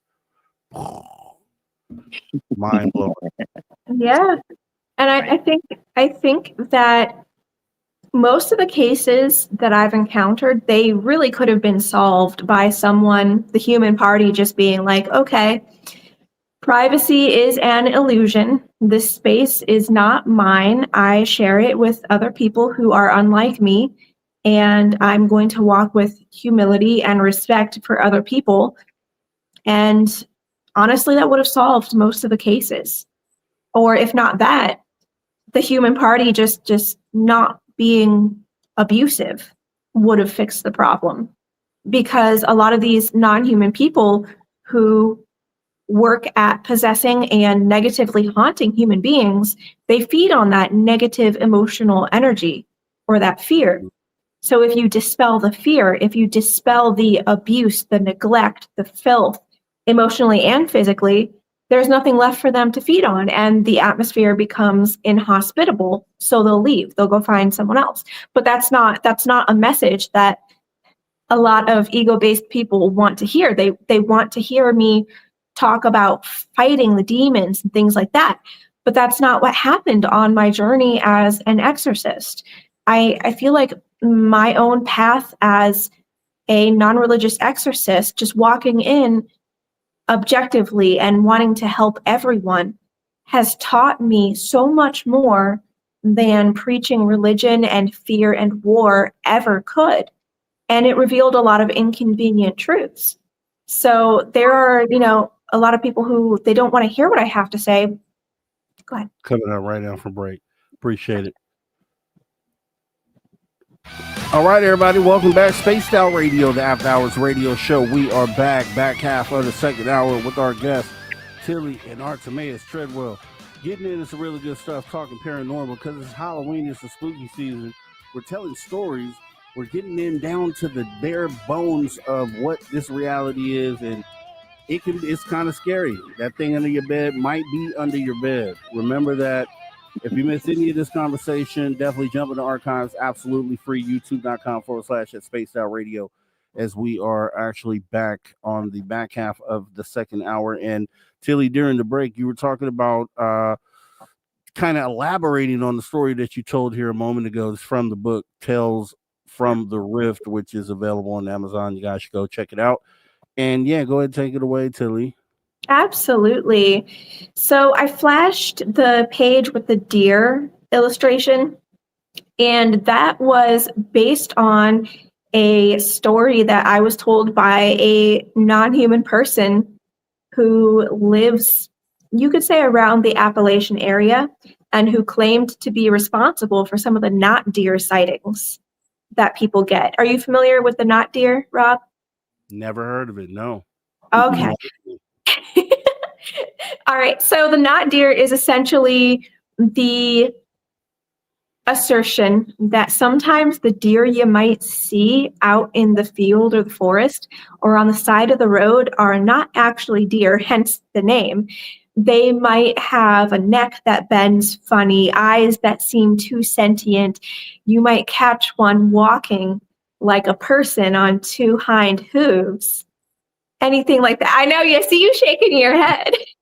Yeah, I see that. Yeah. Yeah, but this non-human person came to me over the course of me writing this book and said, "Hey, I have something juicy for you," and told me essentially that story. Of course, I dramatized it a bit and I gave it a wicked, harsh ending to kind of get a point across. But this non-human person said that sometimes for sport, especially if someone is kind of a jerk, they like to be on the side of the road and mess with human drivers.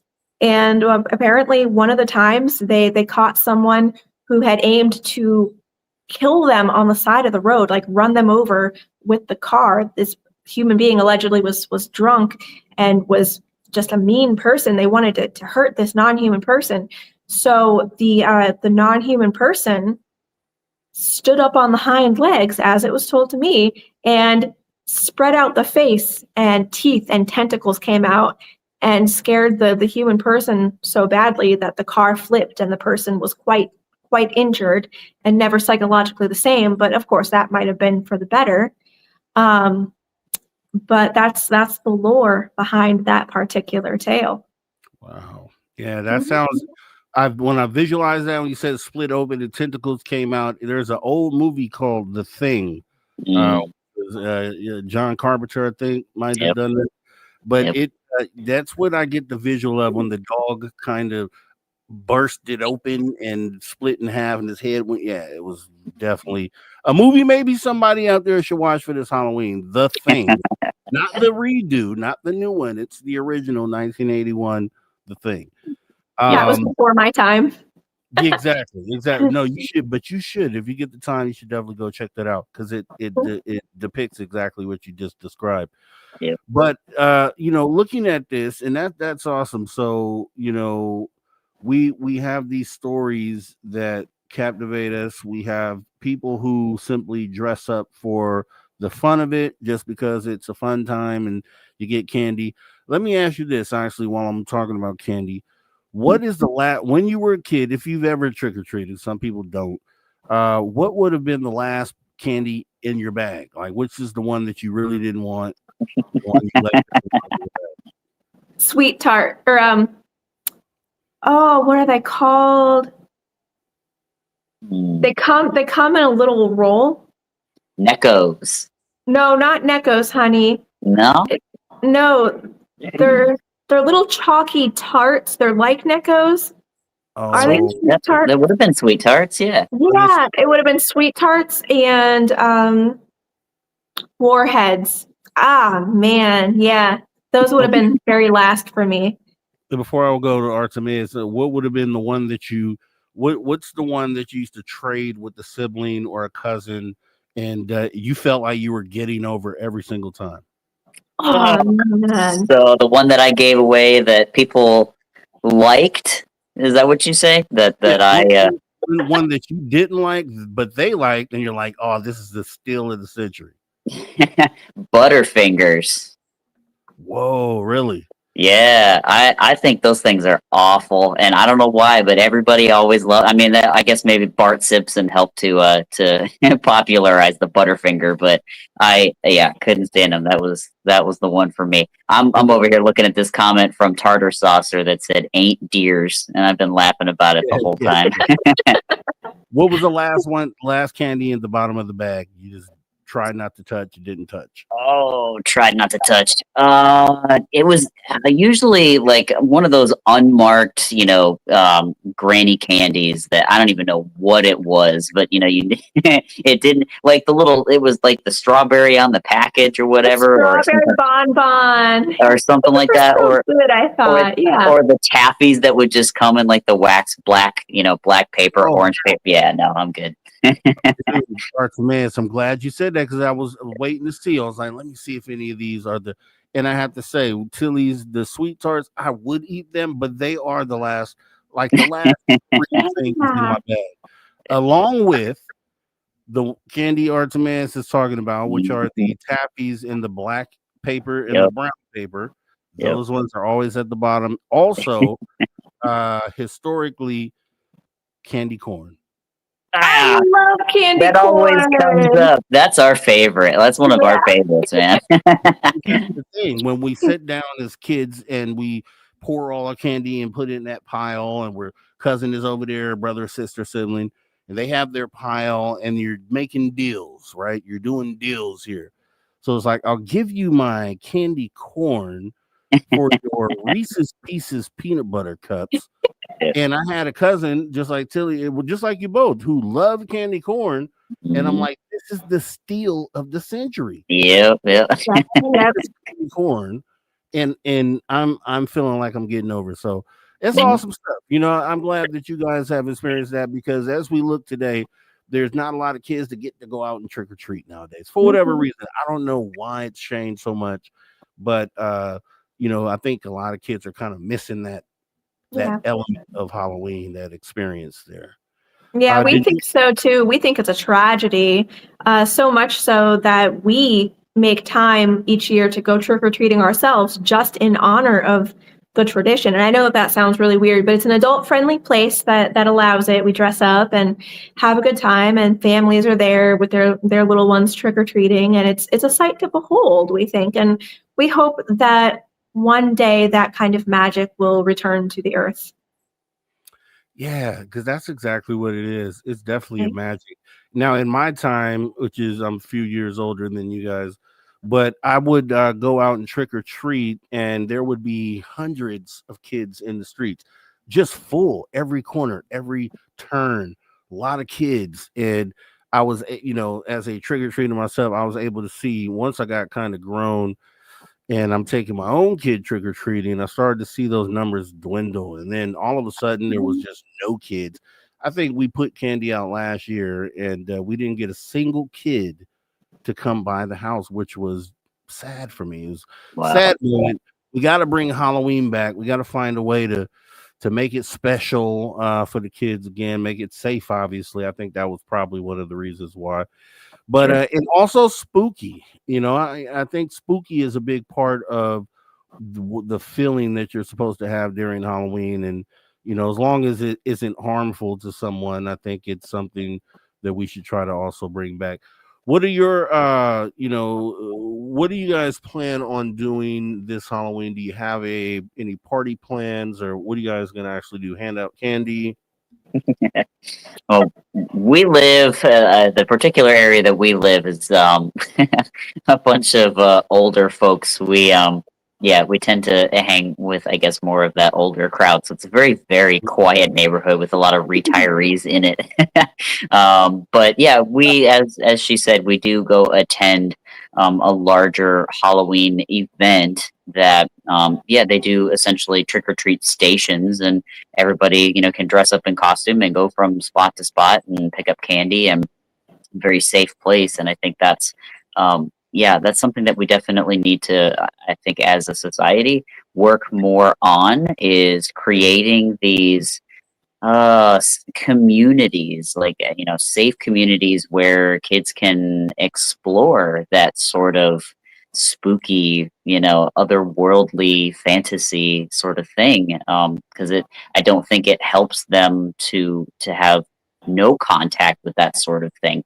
The, you know, of so many cultures and societies and traditions of old celebrating, you know, earthly seasons, you know, things, major themes in life, that I think the further we get away from that, the more troubles we tend to have, psychologically and socially. And you're seeing more and more of that post COVID, especially. So yeah, I think I agree with you, Rob. We need to make Halloween what it used to be. You know, a safe and fun place to explore that magical time.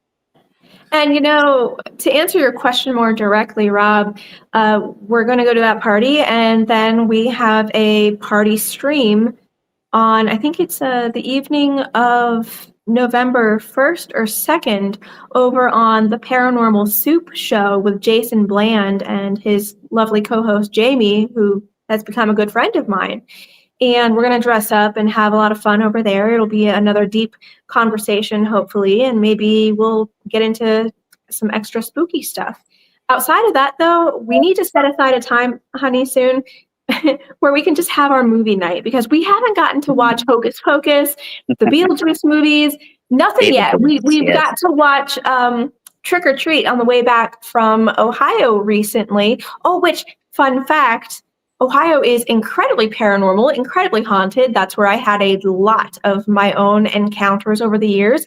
And that's also the setting for all of the stories in the Trick or Treat anthology movie, interestingly enough.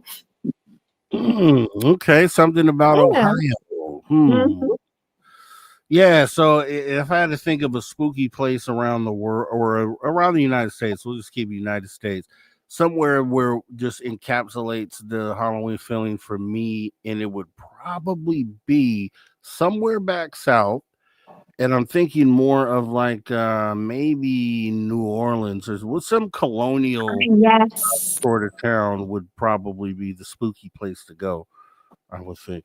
So the adults trick or treating, what kind of candy are they giving you? Yeah, all types. Good all stuff. types, yeah. I mean, are they giving you king size bars, or what are you getting? A little. I don't think they're kings. No, I don't think they're king size, but they're more than the little. Well, wait, are they the fun size? I think they're the fun size. They're usually the fun size, yeah. And Rob, I find it really fascinating that you were talking about New Orleans, Louisiana, because that's where I set the story of Jack-o'-lantern, because of how paranormal that place is. And it's my goal one year to go there and experience Halloween for myself, wandering about. And a secondary location that we have visited, Salem, Massachusetts. Salem, yes. Salem, and actually, that's let me go ahead and read some from Salem here. There was we had a few stories that we were going to cover. We're out of time, so I'm going to at least bring up the Ghosts of Salem and the Sleepy Hollow. So the Ghosts of Salem, I have a little story here. It says the cobblestone streets of Salem hold the echoes of its dark past. During the infamous witch trials of 1692, innocent lives were taken amid panic and superstition. Today, visitors describe seeing fleeting shadows slipping between gravestones in the old Bearing Point Cemetery. Some have heard faint weeping near the witch house, where interrogations once took place. On crisp moonlit October nights, tour guides speak of sudden cold spots and disembodied whispers that seem to follow the living. Locals say the spirits of the accused and condemned wander still, replaying their final moments in a town forever haunted by its own history, which would be Salem. And they burned a lot of people that they thought were witches, probably weren't witches, essentially. I mean, I'm pretty sure they burned some witches, but most of them were not witches. So how evil is that? How evil of a history is that?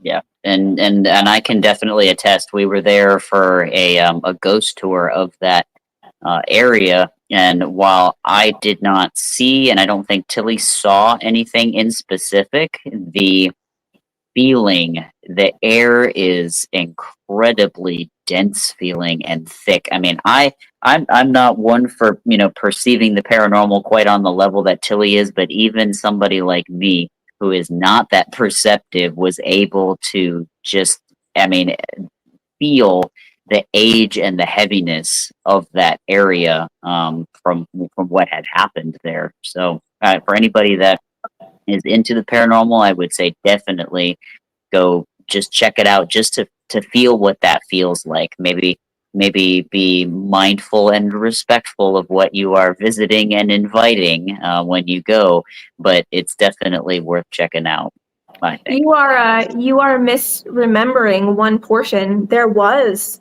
something that happened on the ghost walk. Oh, that's right, for you, yeah. Mm-hmm. Yeah, I don't know if you remember the full context, but we were on the ghost walk, and there was a semi-transparent man dressed in really old clothes. He was just standing under a tree in one of the little corner graveyards next to a church, and he was just watching our group. And I was looking at him because I couldn't tell in the light if it was just the light playing off of white clothing that someone was wearing, or if I was seeing a ghost, because I don't tend to see human ghosts. If I get any mediumship contact from human beings, it's usually farther in the veil. So he saw me staring, and he was like, what are you looking at? And I said, I'm sorry. I was telepathically communicating. I just said, I'm sorry, I didn't realize. And he said that he was just there watching and enjoying the group because this particular tour leader was not a fan of him, he said, and he said that he knew it. He said that he knew that he was kind of a jerk in life, but that he was still there spending time because this was his place. And he said that he had respect for this tour leader because this tour leader never disparaged him the way that the previous tour leaders had. And then the tour leader started talking about this guy in particular and said that he had run off the previous tour leader and that he tended to torment people who spoke poorly about him. Was that Giles Corey? Was that the guy that was pressed to death? I don't remember who it was. It was a long time ago that we went there, and it was such a brief interaction, and I was just shocked at what was unfolding. Mm-hmm. But the tour leader that I'm talking about, he was speaking very objectively, very calmly, coolly, and not emotionally, but he had shared that story about the last tour leader being pushed, scratched, and run off by this guy that I saw standing there. And he said that he's not going to be at peace for a very long time, and that all he wants is to watch people's stories unfold and to maybe kind of not be treated so horribly. And I found that very interesting.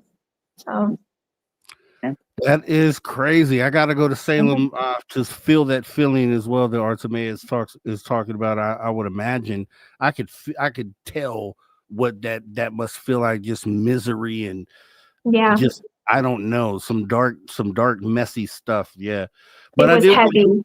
Let me read this one. Did you guys, I know you guys, we talked last time about the Bell Witch when you were here. So let me kind of go over that story real quick for the audience. It's in the early 1800s. This is in Tennessee, apparently, the Bell Witch haunting. In the early 1800s, the Bell family lived peacefully in Adams, Tennessee, until unexplained events began to plague their farmhouse. Strange scratching and knocking sounds filled the nights, and objects moved on their own. The entity, later called the Bell Witch, spoke in multiple voices, sang hymns, and recited sermons. She seemed to harbor a particular hatred for John Bell, tormenting him relentlessly with threats and physical assaults. Neighbors witnessed these terrifying phenomena, and the witch gained notoriety for her chilling predictions that often came true. In 1820, John Bell died under mysterious circumstances, and the witch claimed responsibility, laughing and celebrating his death.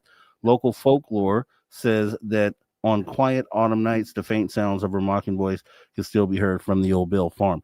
What do you guys know about the, or do you have any intimate in relation to the Bell Witch, or have you been to the location or any of that? Do you want me to go first, Connie, or do you want to go first? Yeah, it's for me personally. I tend not to do too much research into the paranormal because my policy is whatever I experience, I don't want it to be biased by whatever I've heard. So the Bell Witch is not something that I know much about, but I know Tillie does. Sure. I draw a lot of parallels between the Bell Witch and certain, you could say, demonic cases that I've worked before. And then also there are a lot of similarities with Jeff the Talking Mongoose. And although we've never been to the location, those stories certainly still linger within the human and societal consciousness and context. So they remain something to, I think, truly set a certain standard for paranormal research. And I think too that if humankind were to return to the so-called simpler times, we'd have more stories like this, more experiences like this, more experiences with the domovoi and the house brownies, and then other perhaps elemental or so-called demonic non-human people. And I think that they're just waiting to come out again. It just depends all on the human party involved. Aside from that, though, I have my thoughts and I have my theories about the Bell Witch, but that would be a whole other show on its own to get into the psychology. If, however, you want to read something quite similar, I would highly recommend that you check out my new article in the October issue of Eerie Expeditions magazine. I'm a writer for them over there. I run a blog and I write for the magazine. But in Eerie Expeditions magazine for the October Halloween issue, I talk about Jeff the Talking Mongoose from my exorcist point of view, and it's highly similar to the Bell Witch. And of course, I don't want to spoil everything, but yeah, it all depends on perspective, I might say. And being that those two topics, witches, just happen to be just the ones that I picked, so that's actually a great way to kind of go out on a witch-like vibe here. And then ask the question, which could lead us into a whole nother show, like what is a witch? Like if we can dive into that. So we have, and it seems like at the end of every show we figure out other things that we could do, and it sounds like this will probably be what we'll do for the next show. So I'd love to have you guys back more often, right? And kind of just because I like you guys together, like the new Ed and Lorraine Warren of the phenomena paranormal world right now. So and you're a power couple. So once again, I appreciate you guys. We have your socials in the chat here. We have about 10 seconds if you want to say anything to the audience. Yes, I would like to say when it comes to my biological rotational acquisition theory, I did a show about that back in 2023, and it's on the Weird Walk Home channel. You might want to check that out. It's a thumbnail that has to do with My Little Pony. It's a little misleading, but it gets into tulpas and then the BRAT, and I think a lot of you guys would really enjoy that episode. You heard it right here. Make sure you guys go right on over and support the Weird Walk Home. We will be right back after this break. Tune your dial to the right frequency.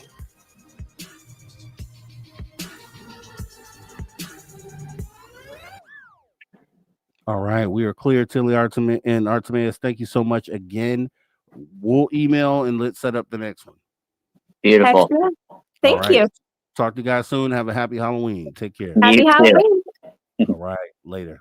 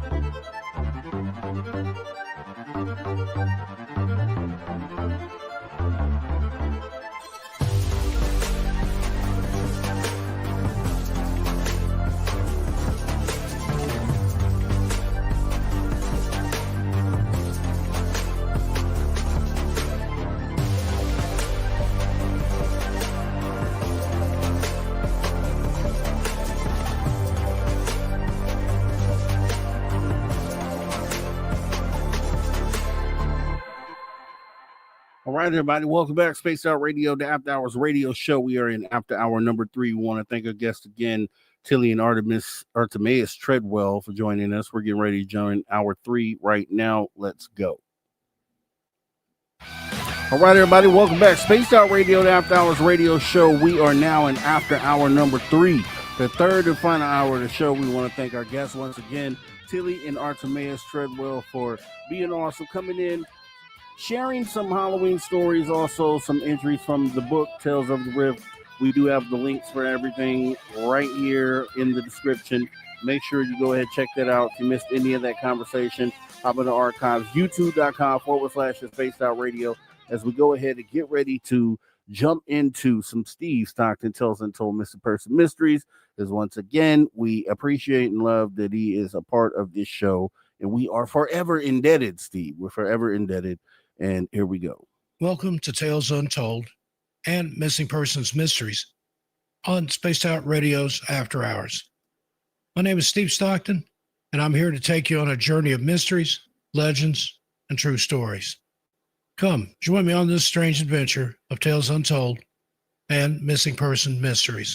Welcome to The Missing and the Fae, Part 4. Believe it or not, there is one place in the United States that has had so many Fae encounters that to those of us who are interested in and researching these topics could possibly give this place the name the fairy capital of the United States. What mysterious and unknown woodland or forest am I speaking of here? Well, neither. Would you believe Detroit, Michigan? Now, this is not just a couple of sightings by New Age intellectuals trying to push the fairies are real and can live in urban areas too agenda. For centuries, there have been reports of gnomes and other species of little people in the Detroit area. Some of them date back even before the Europeans settled here. So basically, before it was even named Detroit, possibly before the state of Michigan even existed. Is it something about the land there? Did the settlers intrude on some magical place where the veil between our world and theirs is so much more thin? Let's look at some of these Fae encounters and see if we can figure it out. The origins of our first story lie within the Ottawa tribe. These are the natives who were living on the land before the English and French settlers came in and took it over. This particular encounter tells of the Red Dwarf, as the natives called them.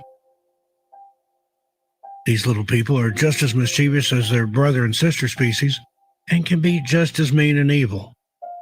However, and it's interesting, as it always is when dealing with the Fae, that this particular type of Fae are the protectors of the land and the caretakers of the earth. Extremely powerful nature spirits who are most likely provoked by colonization of any sort that doesn't recognize the Fae and respect the land itself. When the French settlers came into that area, they brought with them their own legends of the Fae. Theirs were called Luten, which actually have their origins in Nordic folklore. However, the French seemed to believe very much in these devious little tricksters who went about playing pranks on the settlers and anyone they could get a good shot at.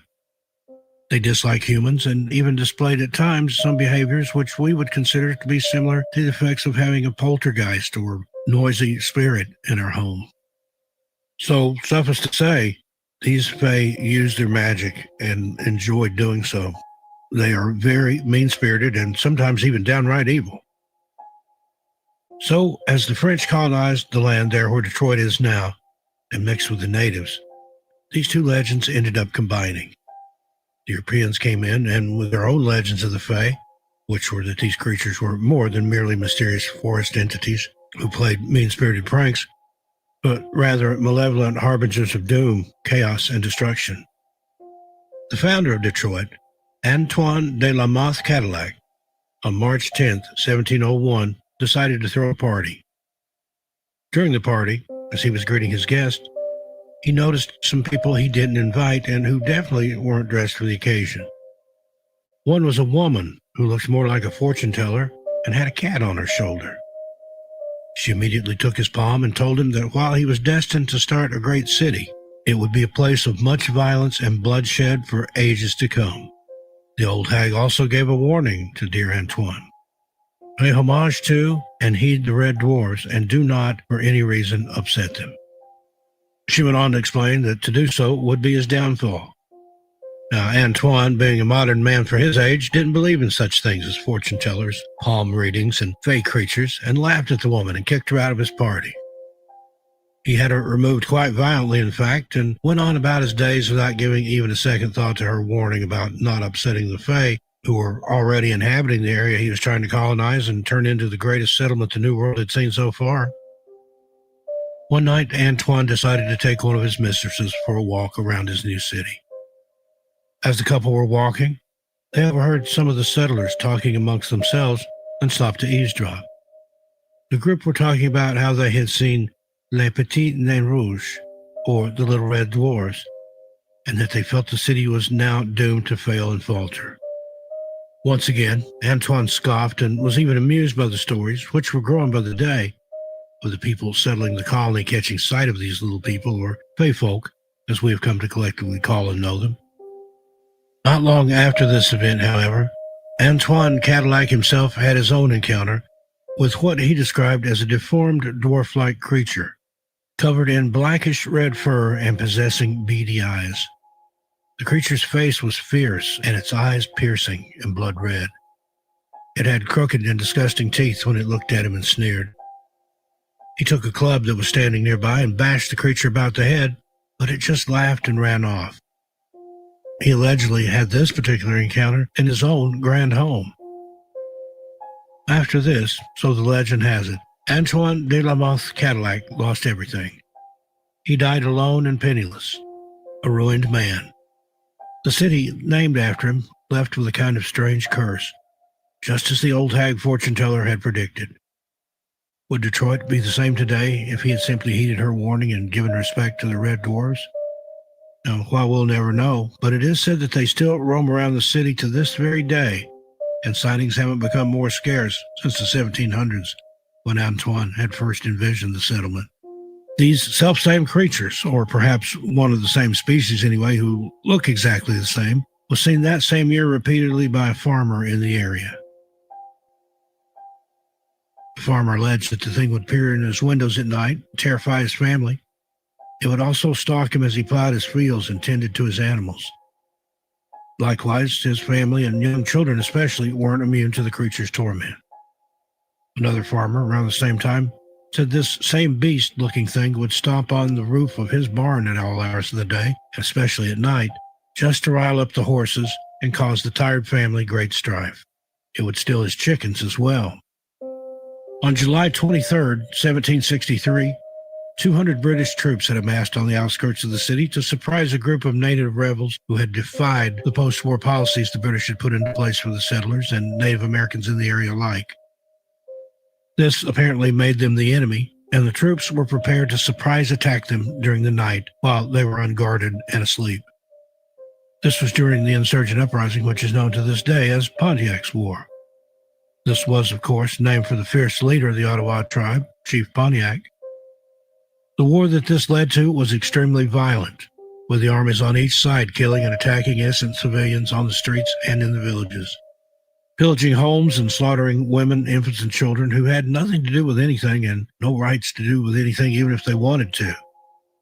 It was total chaos and bloodshed, and the Red Dwarfs didn't go without noticing all that blood being spilled on their sacred land. They were seen by hundreds of people during this time, soldiers and Native Americans alike. They were spotted sitting on the banks of a nearby creek where the bloodiest battle took place. This creek, which ran so red with blood, it was still to this day known as Bloody Run, and the little Red Dwarfs were dancing and celebrating. They were literally laughing and shouting with glee, not rooting for one side or the other, mind you, just reveling in the death and carnage of the war before them. Their demeanor was described as elated and joyous. They were even witnessed dancing amongst the corpses of the dead and swimming in the bloody creek. These little evil creatures were celebrating the bloodshed. Flash forward now, during the Great Detroit Fire of 1805, which burned most of the city to the ground, the Red Dwarfs were sighted by hundreds of witnesses at that time too. In the days leading up to the fire, they were seen by many witnesses throughout the city, most of whom didn't even know what they were seeing. By the time the 1800s rolled around, most people had forgotten about the city's founder and the warning of the old hag fortune teller. While the disastrous fire was still blazing and people were dying left and right all around, witnesses reported seeing evil little red men dancing around in the flames and on top of the charred corpses. They were seen in the aftermath of the War of 1812 and all the way up into modern times, including the race riots in the 1960s and the extreme desolation and abandoned buildings that occupy Detroit to this day. Now, let's move out of the Motor City and into some more desolate areas of the world and see what other encounters and species we can uncover and perhaps learn a bit about, in case the need should ever arise that we need to be knowledgeable about the Fae and perhaps what to do should we come upon one or several. We should already know that there are thousands of species and hundreds of realms. When a person is kidnapped by a fairy, their fate depends on so many things. We always talk in these videos about the missing in the woods and the Fae's responsibility for such abductions and even the deaths of the missing in question. But what about the people who have come back, that survived? What are their stories like? What do they remember, if anything, about where they were and maybe even why? What happens when the missing end up deceased and people suspect a Fae to be the culprit? How do you explain that to the police? In 1909, a woman in Ireland named Annie McIntyre was abducted by fairies, allegedly, and had quite a story to tell. She was said to have been born on Halloween in 1839, which makes her more prone, some say, to being able to see and possibly interact with many supernatural realms, including those of the Fae folk. She is said to have had a lifelong obsession with, but an immense respect for the Fae. She claims this is because on the night of her birth, she was abducted by the Fae, and had it not been for her brother happening upon the celebrations, she would have most certainly become one of them. No changeling was left behind, and though no one is sure why she was left alone on the night of her birth to be stolen, here's what she claimed until the day she died. On that night of Halloween in 1839, fairies crept into her home mere minutes after she was born and stole away with her, wrapped in her bedclothes and a small sheet her mother had made for her. As the fairies were bringing her to the nearest circle or portal to one of their realms, they were celebrating. dancing and singing under the moonlight. They were cheering that they had gotten away without being seen, and the couple, who were the ones who would be raising the child, were being hoisted on the other little people's backs. It was a grand celebration while they moved towards the portal. However, Annie's brother was coming back from a friend's house, walking through the woods, and heard the commotion. The flutes and music being played and celebrations happening in the woods right behind his house. He went to investigate and claims he saw dozens of little people carrying off his infant sister, who he knew had just been born that very day. Allegedly, he took his Bible, which he just happened to be carrying, and tossed it right into the group of fairies. They immediately set the infant down and scattered, most of them simply disappearing into thin air. He scooped his baby sister up into his arms and brought her back to the family home. Annie's mother and family were so overjoyed with her return that they had a huge celebration themselves and doted over her, so much as she was almost lost to them forever.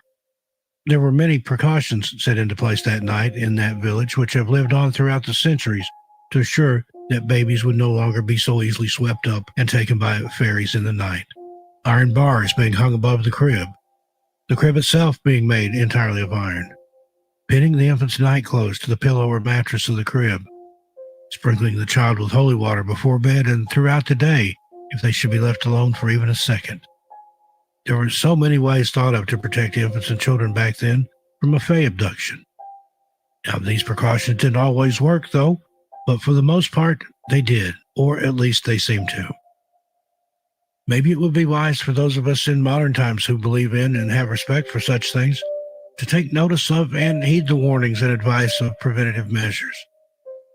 Instead, though, we buy cute little kits to build our own fairy gardens and set elf totems on a shelf at Christmas time, which, unbeknownst to most people, only provokes the elemental spirits and invites them into your home to do you even more harm. Aside from the brownie species of the fae, we have yet to find another who is inherently good and not known for any evil intentions or ill will toward the human race, who has plowed down their homes in the forest and disrespected them by portraying them as goofy little scantily clad women flying around sprinkling magic into little kids' eyes just to play with them, or men just to daze and seduce them. Maybe we should give them more credit and be more wise in their ways. Then maybe they'll stop abducting not only our children, but our hunters, our campers, our hikers, our sightseers, from the beautiful and majestic lands and national parks and national forests that the fae folk guard so tightly and try so hard to keep us from destroying. Whoa! Tales Untold, Mr. Person Mysteries, Steve Stockton, once again, awesome stuff, and it fits right on into the spooky season that we're in. We do appreciate you, sir, for being a part of Space Out Radio and After Hours Radio Show. We are going to go in and get into our final segment of the night. One of the final segments here. You know what time it is. It's the After Hours Wrap Up with the guy, Drew Banky. This time we're going to bring him in with a little spooky music. Here we go. Let's go.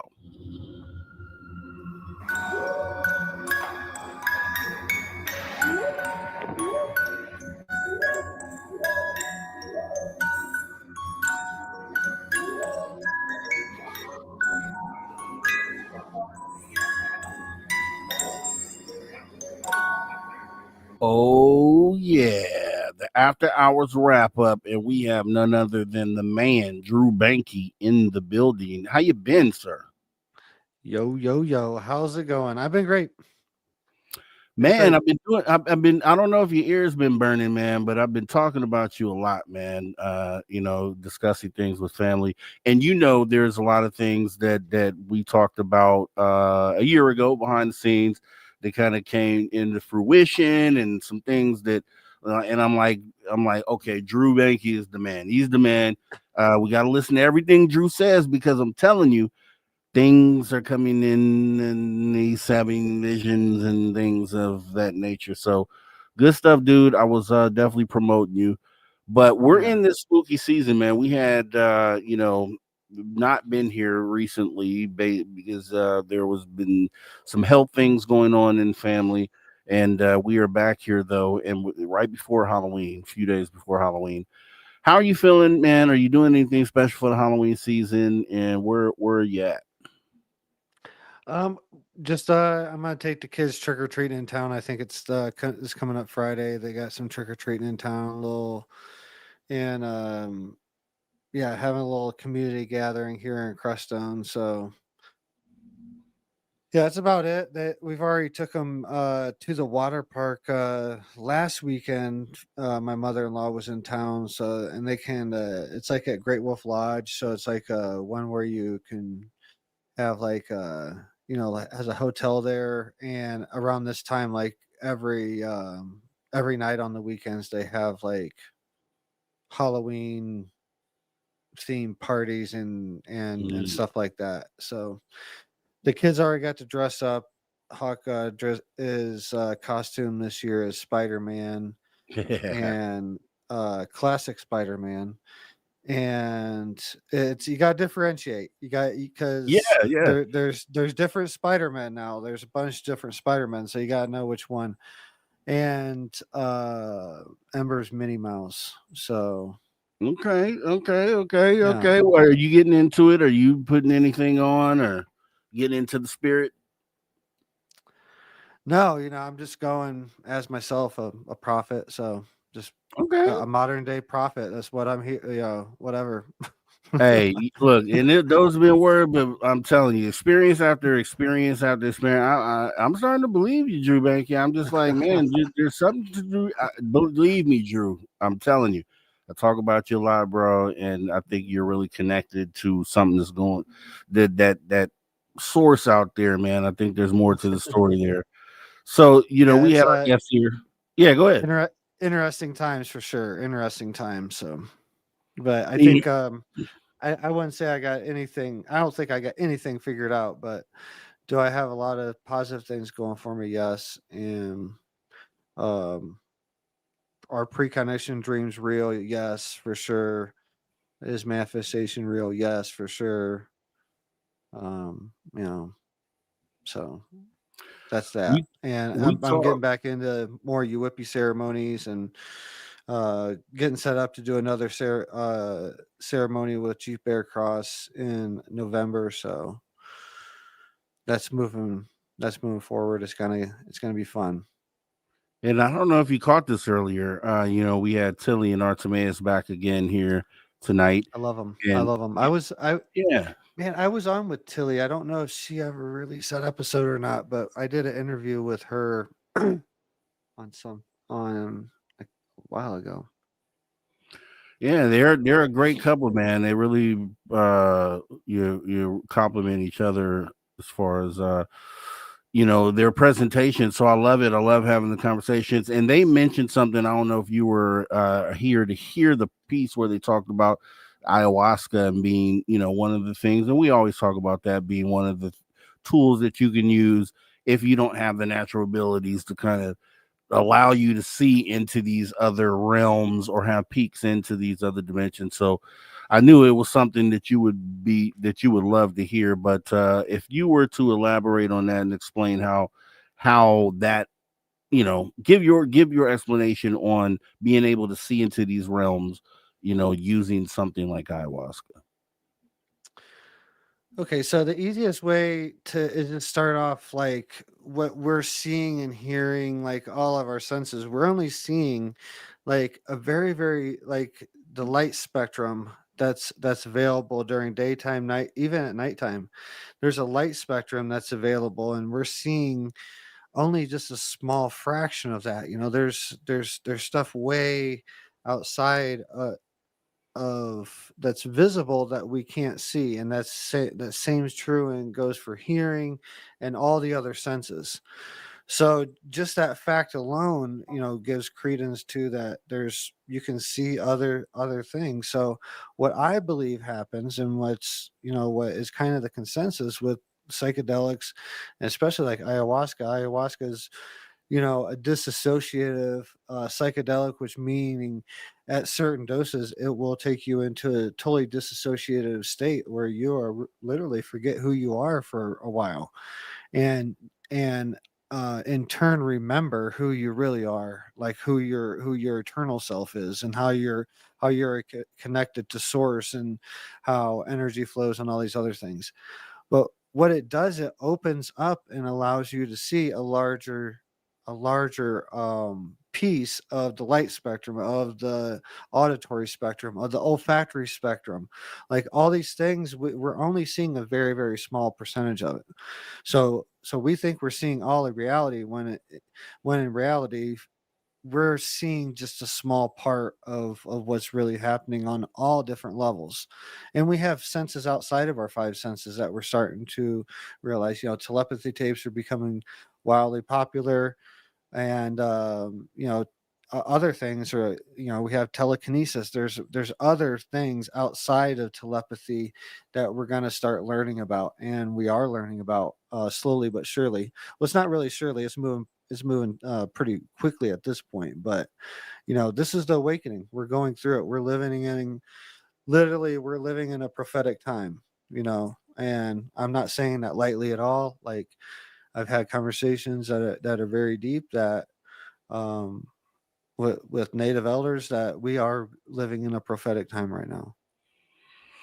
I can agree. I can feel it. I could definitely feel it. And there was when you were just talking about some senses being activated and awakened. There was a lady. I don't know if you saw this, and actually, we'll talk more about this after the break. We have 30 seconds here. There was a lady I saw recently on, I think it was the Danny Jones podcast, where she was doing some level of psionics. Is all I could say. Is she was putting on these blindfolds. She was completely covering her eyes. That's telepathy tapes, woman. That's the mother from the telepathy tapes. Okay. So let's talk more about that after the break, because it was simply amazing. I can get her on the show. Okay, then we need to do that. That's definitely, that was going to be the next thing. I definitely would like to be able to have her on, because what she was demonstrating was pretty amazing, and I think it's something that should be looked further into. We're going to go ahead and go into this final break of the night. We got Drew Banky, Death Hours wrap up, sitting in right now, talking, spitting game right here to you live on the After Hours Radio Show. We'll be right back after the break. Make sure you don't go anywhere. Come back if you do, and we'll see you right back here in a minute.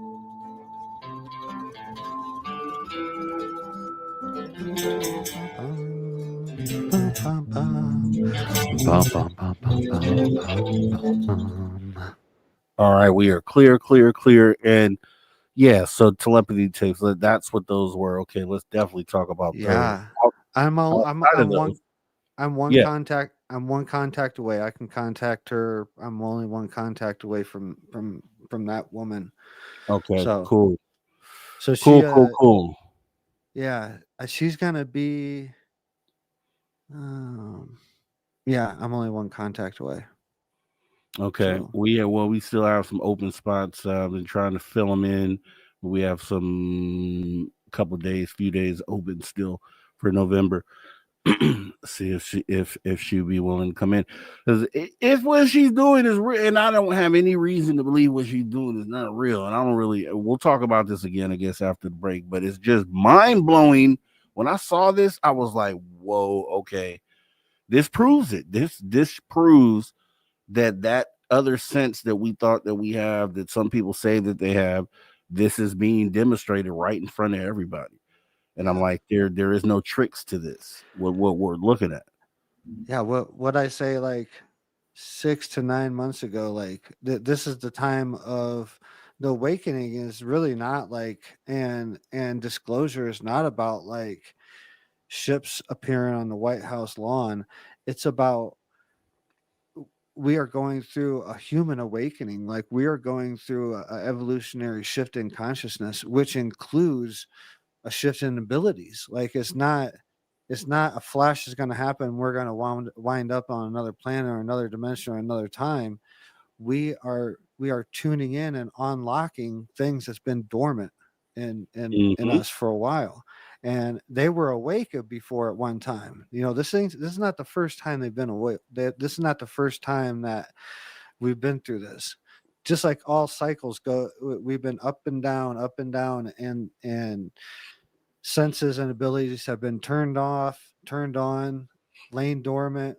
We've had extrasensory perception, but it's all part of the process. It's fun to remember.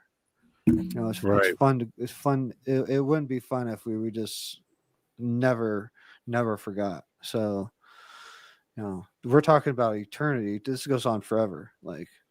So we have to keep ourselves entertained in a way. But each time we learn new things because we're going through different experiences. So. And here's this is some of what I was going to talk about with Artemaeus and Tillie earlier. Is that when we talk about these dimensions, right, and we talk about veils, the way that and maybe people are seeing it differently in their mind, but the way that I see it is a curtain, essentially, like a literal veil, like a thin curtain, and like we're on this side, they're on that side. But then, okay, we talked about possessions in like exorcisms, and I asked a question on, is that something potentially that spirit or energy is a local energy, like it's right here in front of you, you just can't see it, and it just enters into you? Or is it more of, this entity is reaching out from behind that veil and kind of reaching into your, like, maybe consciousness in order to possess your vessel, right? And I don't know if that's a thing or not, but I'd love to know what you think about that, as we have about a minute left. I don't know. I think there's, I think there's ways of things to happen. Like I said, I don't really believe in good or bad. I think everything has a purpose, because at one time, everything that happened to me in Iraq was totally horrible. And then all of a sudden it just become a blessing when I realized it all led to where I'm at now. Mm-hmm. So that being said, Ouija boards are, is like doorways. People say, channeling's a doorway. I don't know. It's all about perception. I think that, there is free will. So to let anything like that happen to help manifest any negative spirit, I think I don't think it's just happening to people. I think there's something else going on they're kind of welcoming it in a way, or unknowingly welcoming it in. That could be. So I don't know. And we'll talk more about that. We have about 15 seconds left. And I gave the party line analogy earlier as well. And I think party line analogy was close to it, but I think more like, back in the day, you used to be able, you on a phone call with someone and then your lines cross. But we're coming back right now. Here we go. All right, everybody, welcome back. Spaced Out Radio, the After Hours radio show. We're on the back half of the third hour, which means this thing is almost over with. Sitting here with Drew Banky, going over on the After Hours wrap up, getting in some real good conversation. Also, we want to thank Artemaeus and Tillie Treadwell for joining us tonight. Any of the conversation you missed, definitely jump in the archives. Absolutely free. YouTube.com/Spaced Out Radio. Get into some of the spooky stuff that we talked about here tonight, being that it is the spooky season. And going back into what we were talking about before the break. So you confirmed for me then I was explaining to you, I saw a video on the Danny Jones podcast where I saw this lady that was literally putting on blindfolds, covering her eyes, multiple layers. Okay. And she brought some with her, but they actually used some in-house things to try to make sure they weren't trick, that she could see through them. And she was able to see things behind her head and shapes and things of that nature. And it would appear that she was tapping into this other ability, the psionic ability. You said, yes, that's the telepathy tapes. So let's talk more about that. So that's the mother off the telepathy. I can't remember if her name's Delilah or her daughter's name Delilah, but I can get in contact with her for sure. I can definitely get in contact with her and get her on here. She would love to share the story. But so she had experiences when she was a kid, but she had a kid that has autism. So through, like all of us, we have moments when we were kids and we can look back on that. Maybe that was extrasensory. That was, talking to imaginary friends, this, that, and the other. And then it shuts off. So her story's like very similar to that. And then later on in life, she had a daughter that had nonverbal autism, and basically through necessity, started experiencing things. First, it was from her daughter, like uh, I can't remember how her daughter first started speaking. She's partially verbal now, but at the time this happened, she was nonverbal. And I think she was typing through a letterboard where she was like spelling out things through a letterboard, pointing at letters and then spelling them out.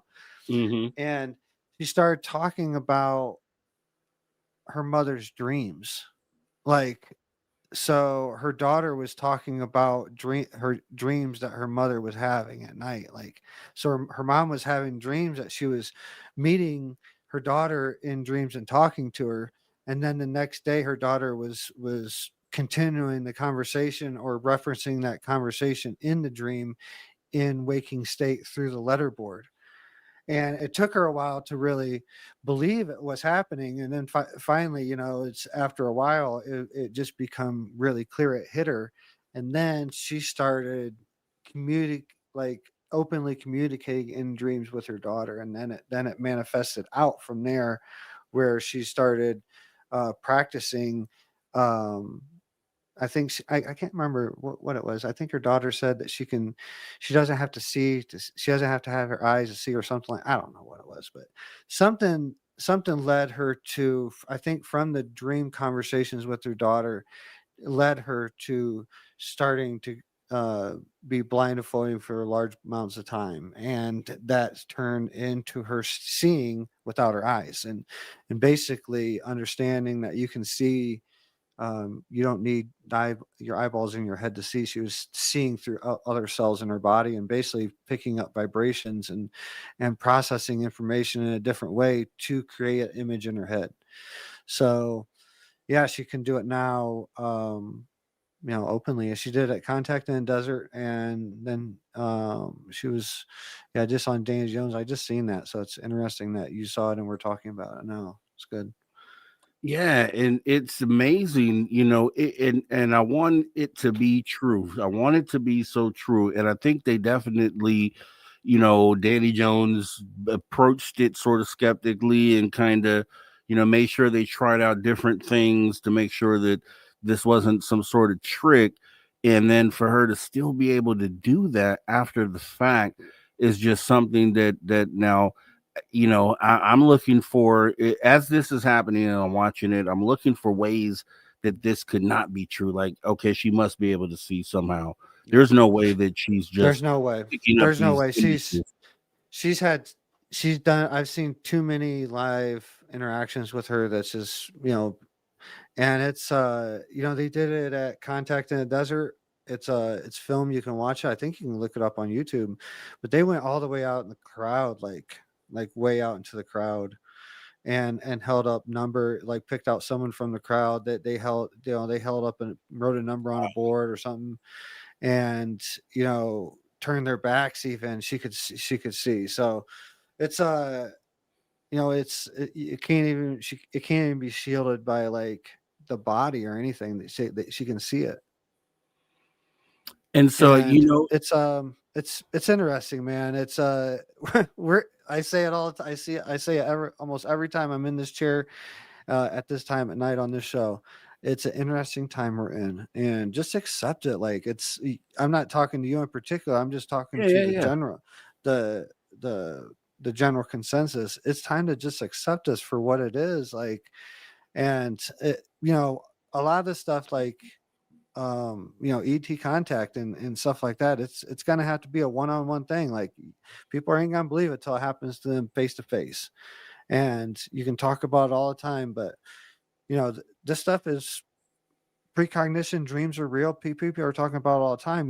They may label it as deja vu or things like that to put a context on it to make us seem like not so real. Like, but deja vu is nothing more than precognition, and or precognition. Lots of times for me, it's precognition dreams. Like, I don't even realize I had the dream until I'm in physical life and see something, and then I remember the dream, and then I put it all together, and then I start paying attention to what's around me, because there's a reason I had a dream about it. So I think I'm, you know, and this is where I hope that most of us go on this. Like, I'm on the next phase of it. Like, I've accepted that it happens. Okay, like how can I use it to better my life? And I think ultimately that's what it's there for, because we're talking to ourselves in a state when we can really absorb it more. It's hard to absorb it when we're in this real life. We fight and fight for it. We watch shows like this and talk about it for hours on end, trying to hash it out. But when you're in that dream state, there's no explaining anything. It just makes sense, and then you come out of it and try to place it all together. Yeah. It's definitely, I think, if it is what it appears to be, which I don't see any way that it can't be. From what I've seen, I just can't see it being anything but what it was being shown on television, that she was able to do this. And then for me, what that does is it made me, it was such a wow moment for me. It was like, this will confirm so many other things, dude. We're talking about remote viewing, like the people that were even on the fence for something like that, to say, how could someone go outside of there and see something somewhere else? That's remote viewing. It just happens to be in the same room, right? So it would confirm for a lot of people remote viewing. Also, the ability that human beings have the ability to do telepathy on some sort of level. It opens up, it kind of validates that. And here's one of the things that's kind of important to me is, when you have people who can do these things, whether it's the remote viewing like she can do, or people need to follow her lead and kind of step out there and show the ability to do this. And I guess maybe even Chris Bledsoe has sort of done that by doing the CE5 stuff.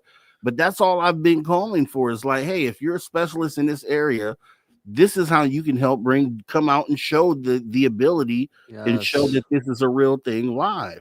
If you can do it, do it. Like that, I've been screaming that for a long time, because there's people out there that's scared of like the backlash from it, and ultimately, like, they're ultimately questioning it themselves, like, because there's a big, the imposter syndrome. I've said it before a million times. The imposter syndrome is one of the worst things to happen to the spiritual movement, because there are so many people out there with gifts and abilities that are coming online and remembering and channeling, and dreams are coming about, but they're scared to talk about because they're scared of the backlash, and they're not sure if it's culturally appropriate, or if they're if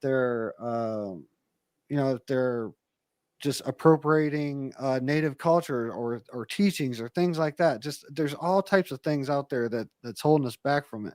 But ultimately, if you know it's true, share it. Like, and that's what we're here to do. Like, we're here to figure it out. All of us has a little piece of the puzzle. Like, none of us has the whole picture. I don't think.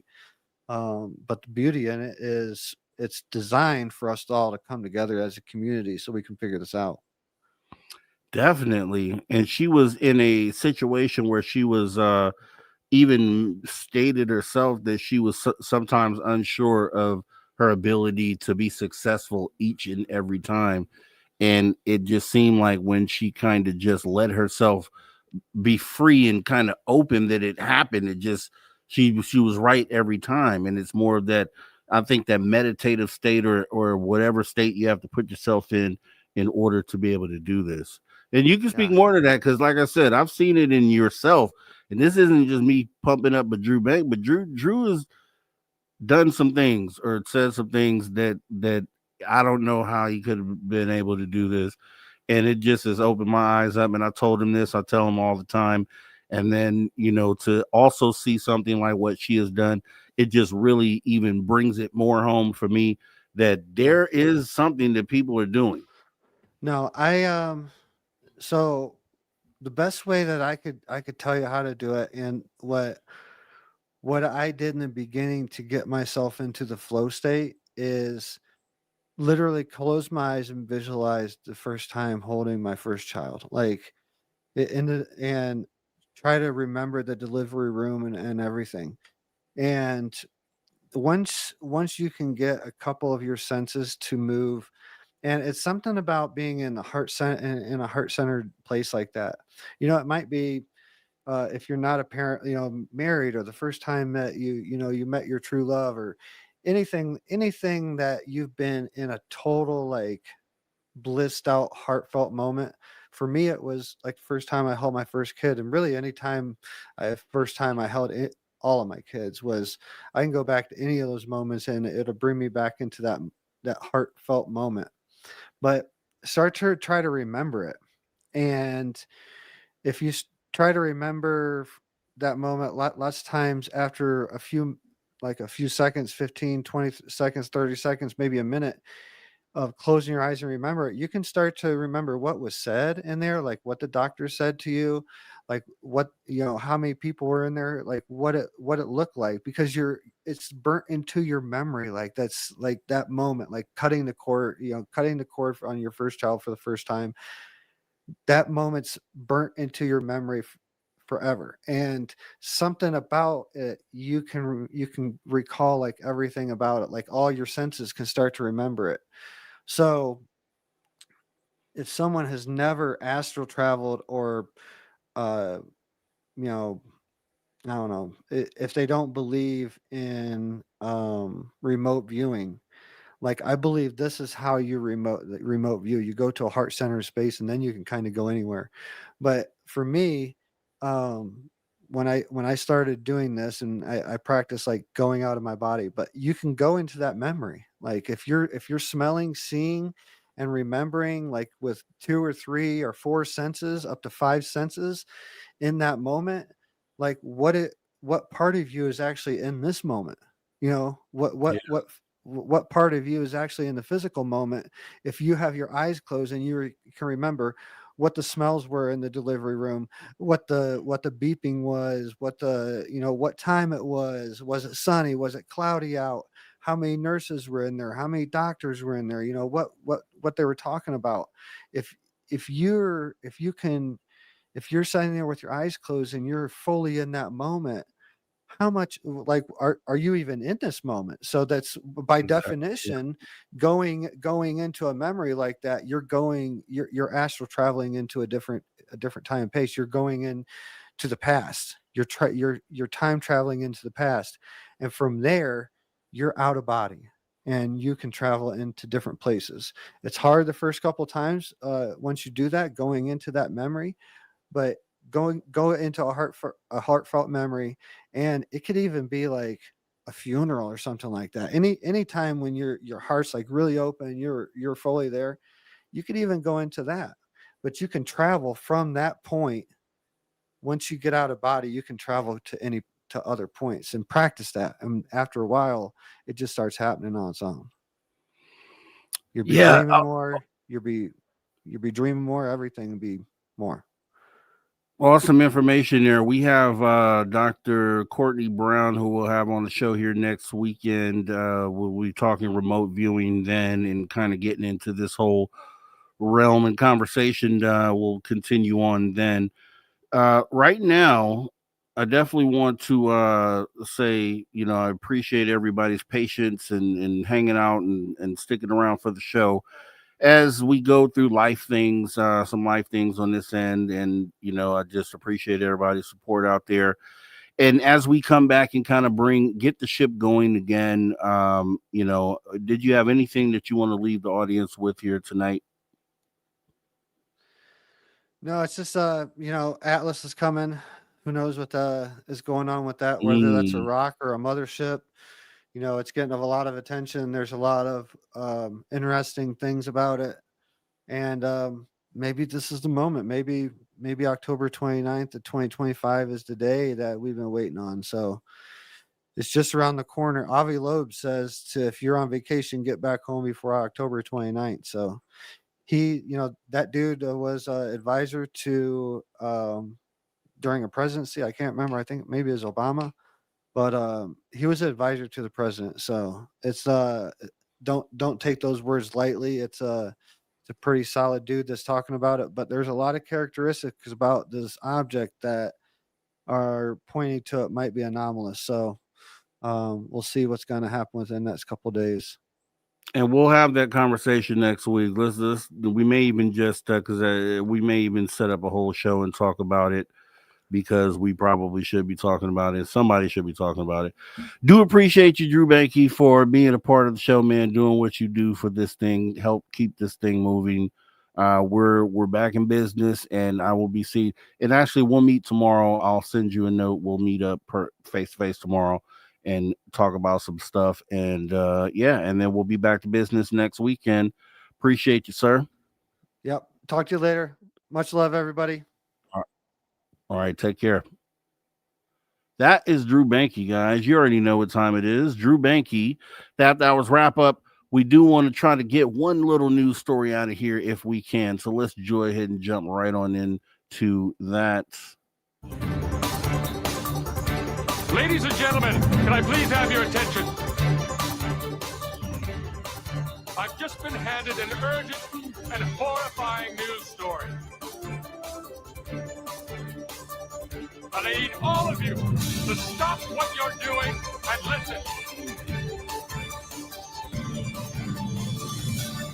All right, UFO and weird news of the week. Let's try to squeeze one in. People claim that the rapture is back on for this week because the wrong calendar was used. Apparently, the quote rapture has been rescheduled. And that's one reason why I don't like dates, but here we go. Remember the rapture that was meant to spell the end of humankind as we know it, which never materialized? Well, according to some folks online, it wasn't a false prophecy after all. And in fact, the day of retribution, which we know well here, right, has been rescheduled. Just a couple of weeks ago, we were told that the world was supposedly set to end on either the 23rd or 24th of September. So this is a few weeks old. Well, both of those days came and went, and we're still standing. So the people who had been peddling the rapture theory on social media were left pretty red-faced when it never came to pass, especially as people had been, quote, selling their cars and belongings in preparation for it. South African pastor Joshua Makela was one of the loudest voices proclaiming that the end of the world was nigh, and he boldly declared he was 1,000,000,000%. He should have knew right there. He's 1,000,000,000% certain that it would take place last month. He called on Christians to get their houses in order before God came to rescue them, claimed that non-believers would be left to face the wrath, and warned that the world would be left unrecognizable. And although life on this weird and wonderful planet has continued to get crazier by the day, Michaela's other predictions didn't come true. However, it turns out that there may have been a mix-up when he interpreted the message he claims God gave him back in 2018.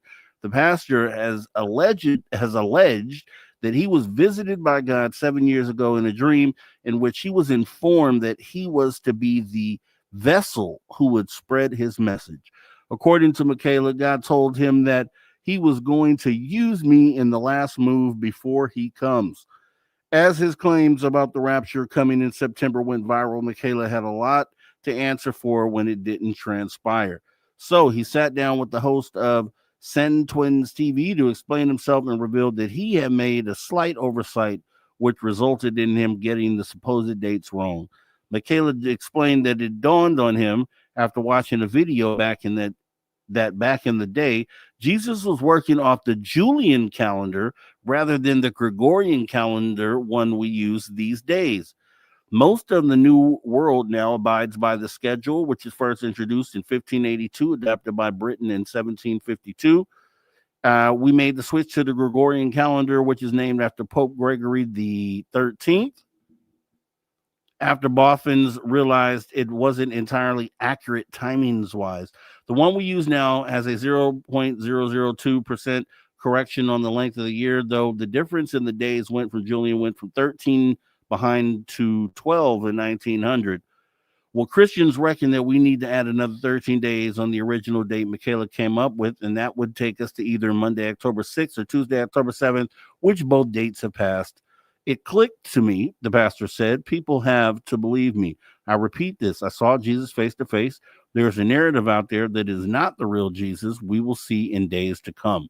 Once again, Michaela is willing to bet it all on the rapture actually taking place, only this time, either Tuesday or Wednesday, October 8th, which has already passed once again and did not happen.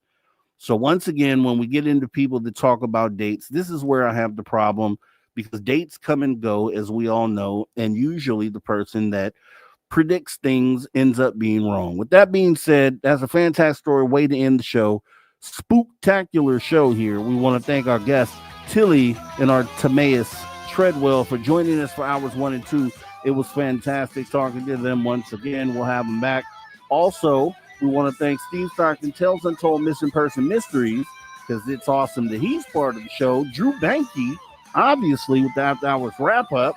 And we also want to thank the man that you hear right there.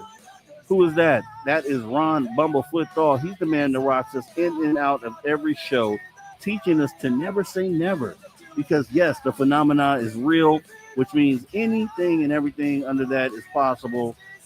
If you love the show tonight, make sure you show your appreciation and throw up those horns. Also, we want to thank our viewers online and listeners on terrestrial radio, when and wherever in the world you may be listening from.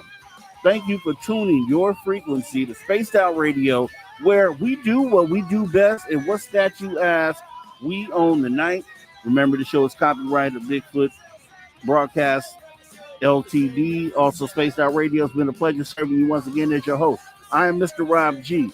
This is the After Hours Radio Show to all you space travelers out there. It's not a goodbye nor a farewell. However, as we go off air for the night, you can best believe we'll be back doing the same thing, same time, same place, and we would love to see you there. Thanks for coming on out. Have a great rest of your night, guys. Talk again soon. Take care of each other.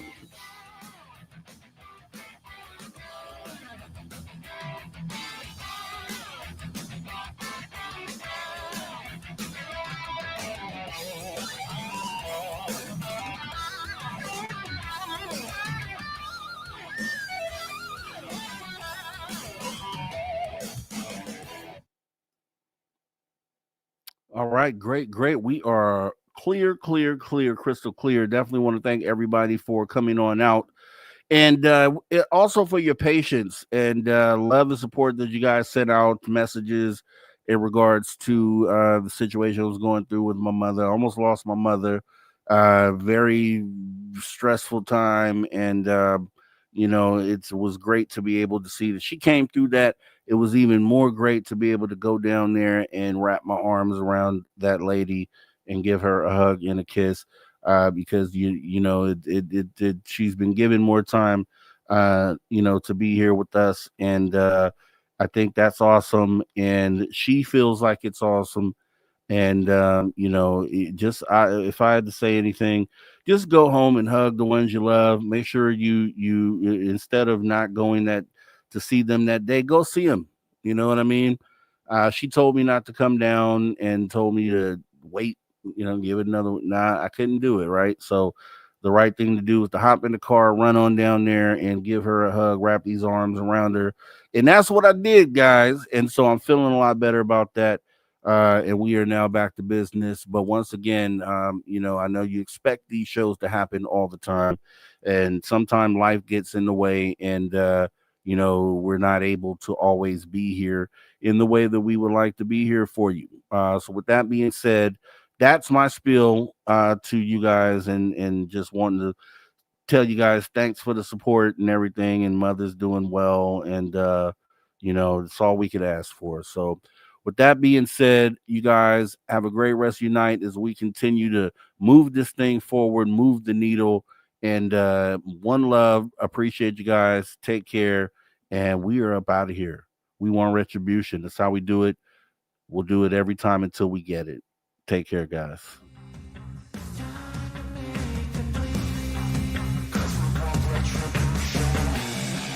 Cause we want retribution. Oh yeah, we want retribution. Oh yeah, we want retribution.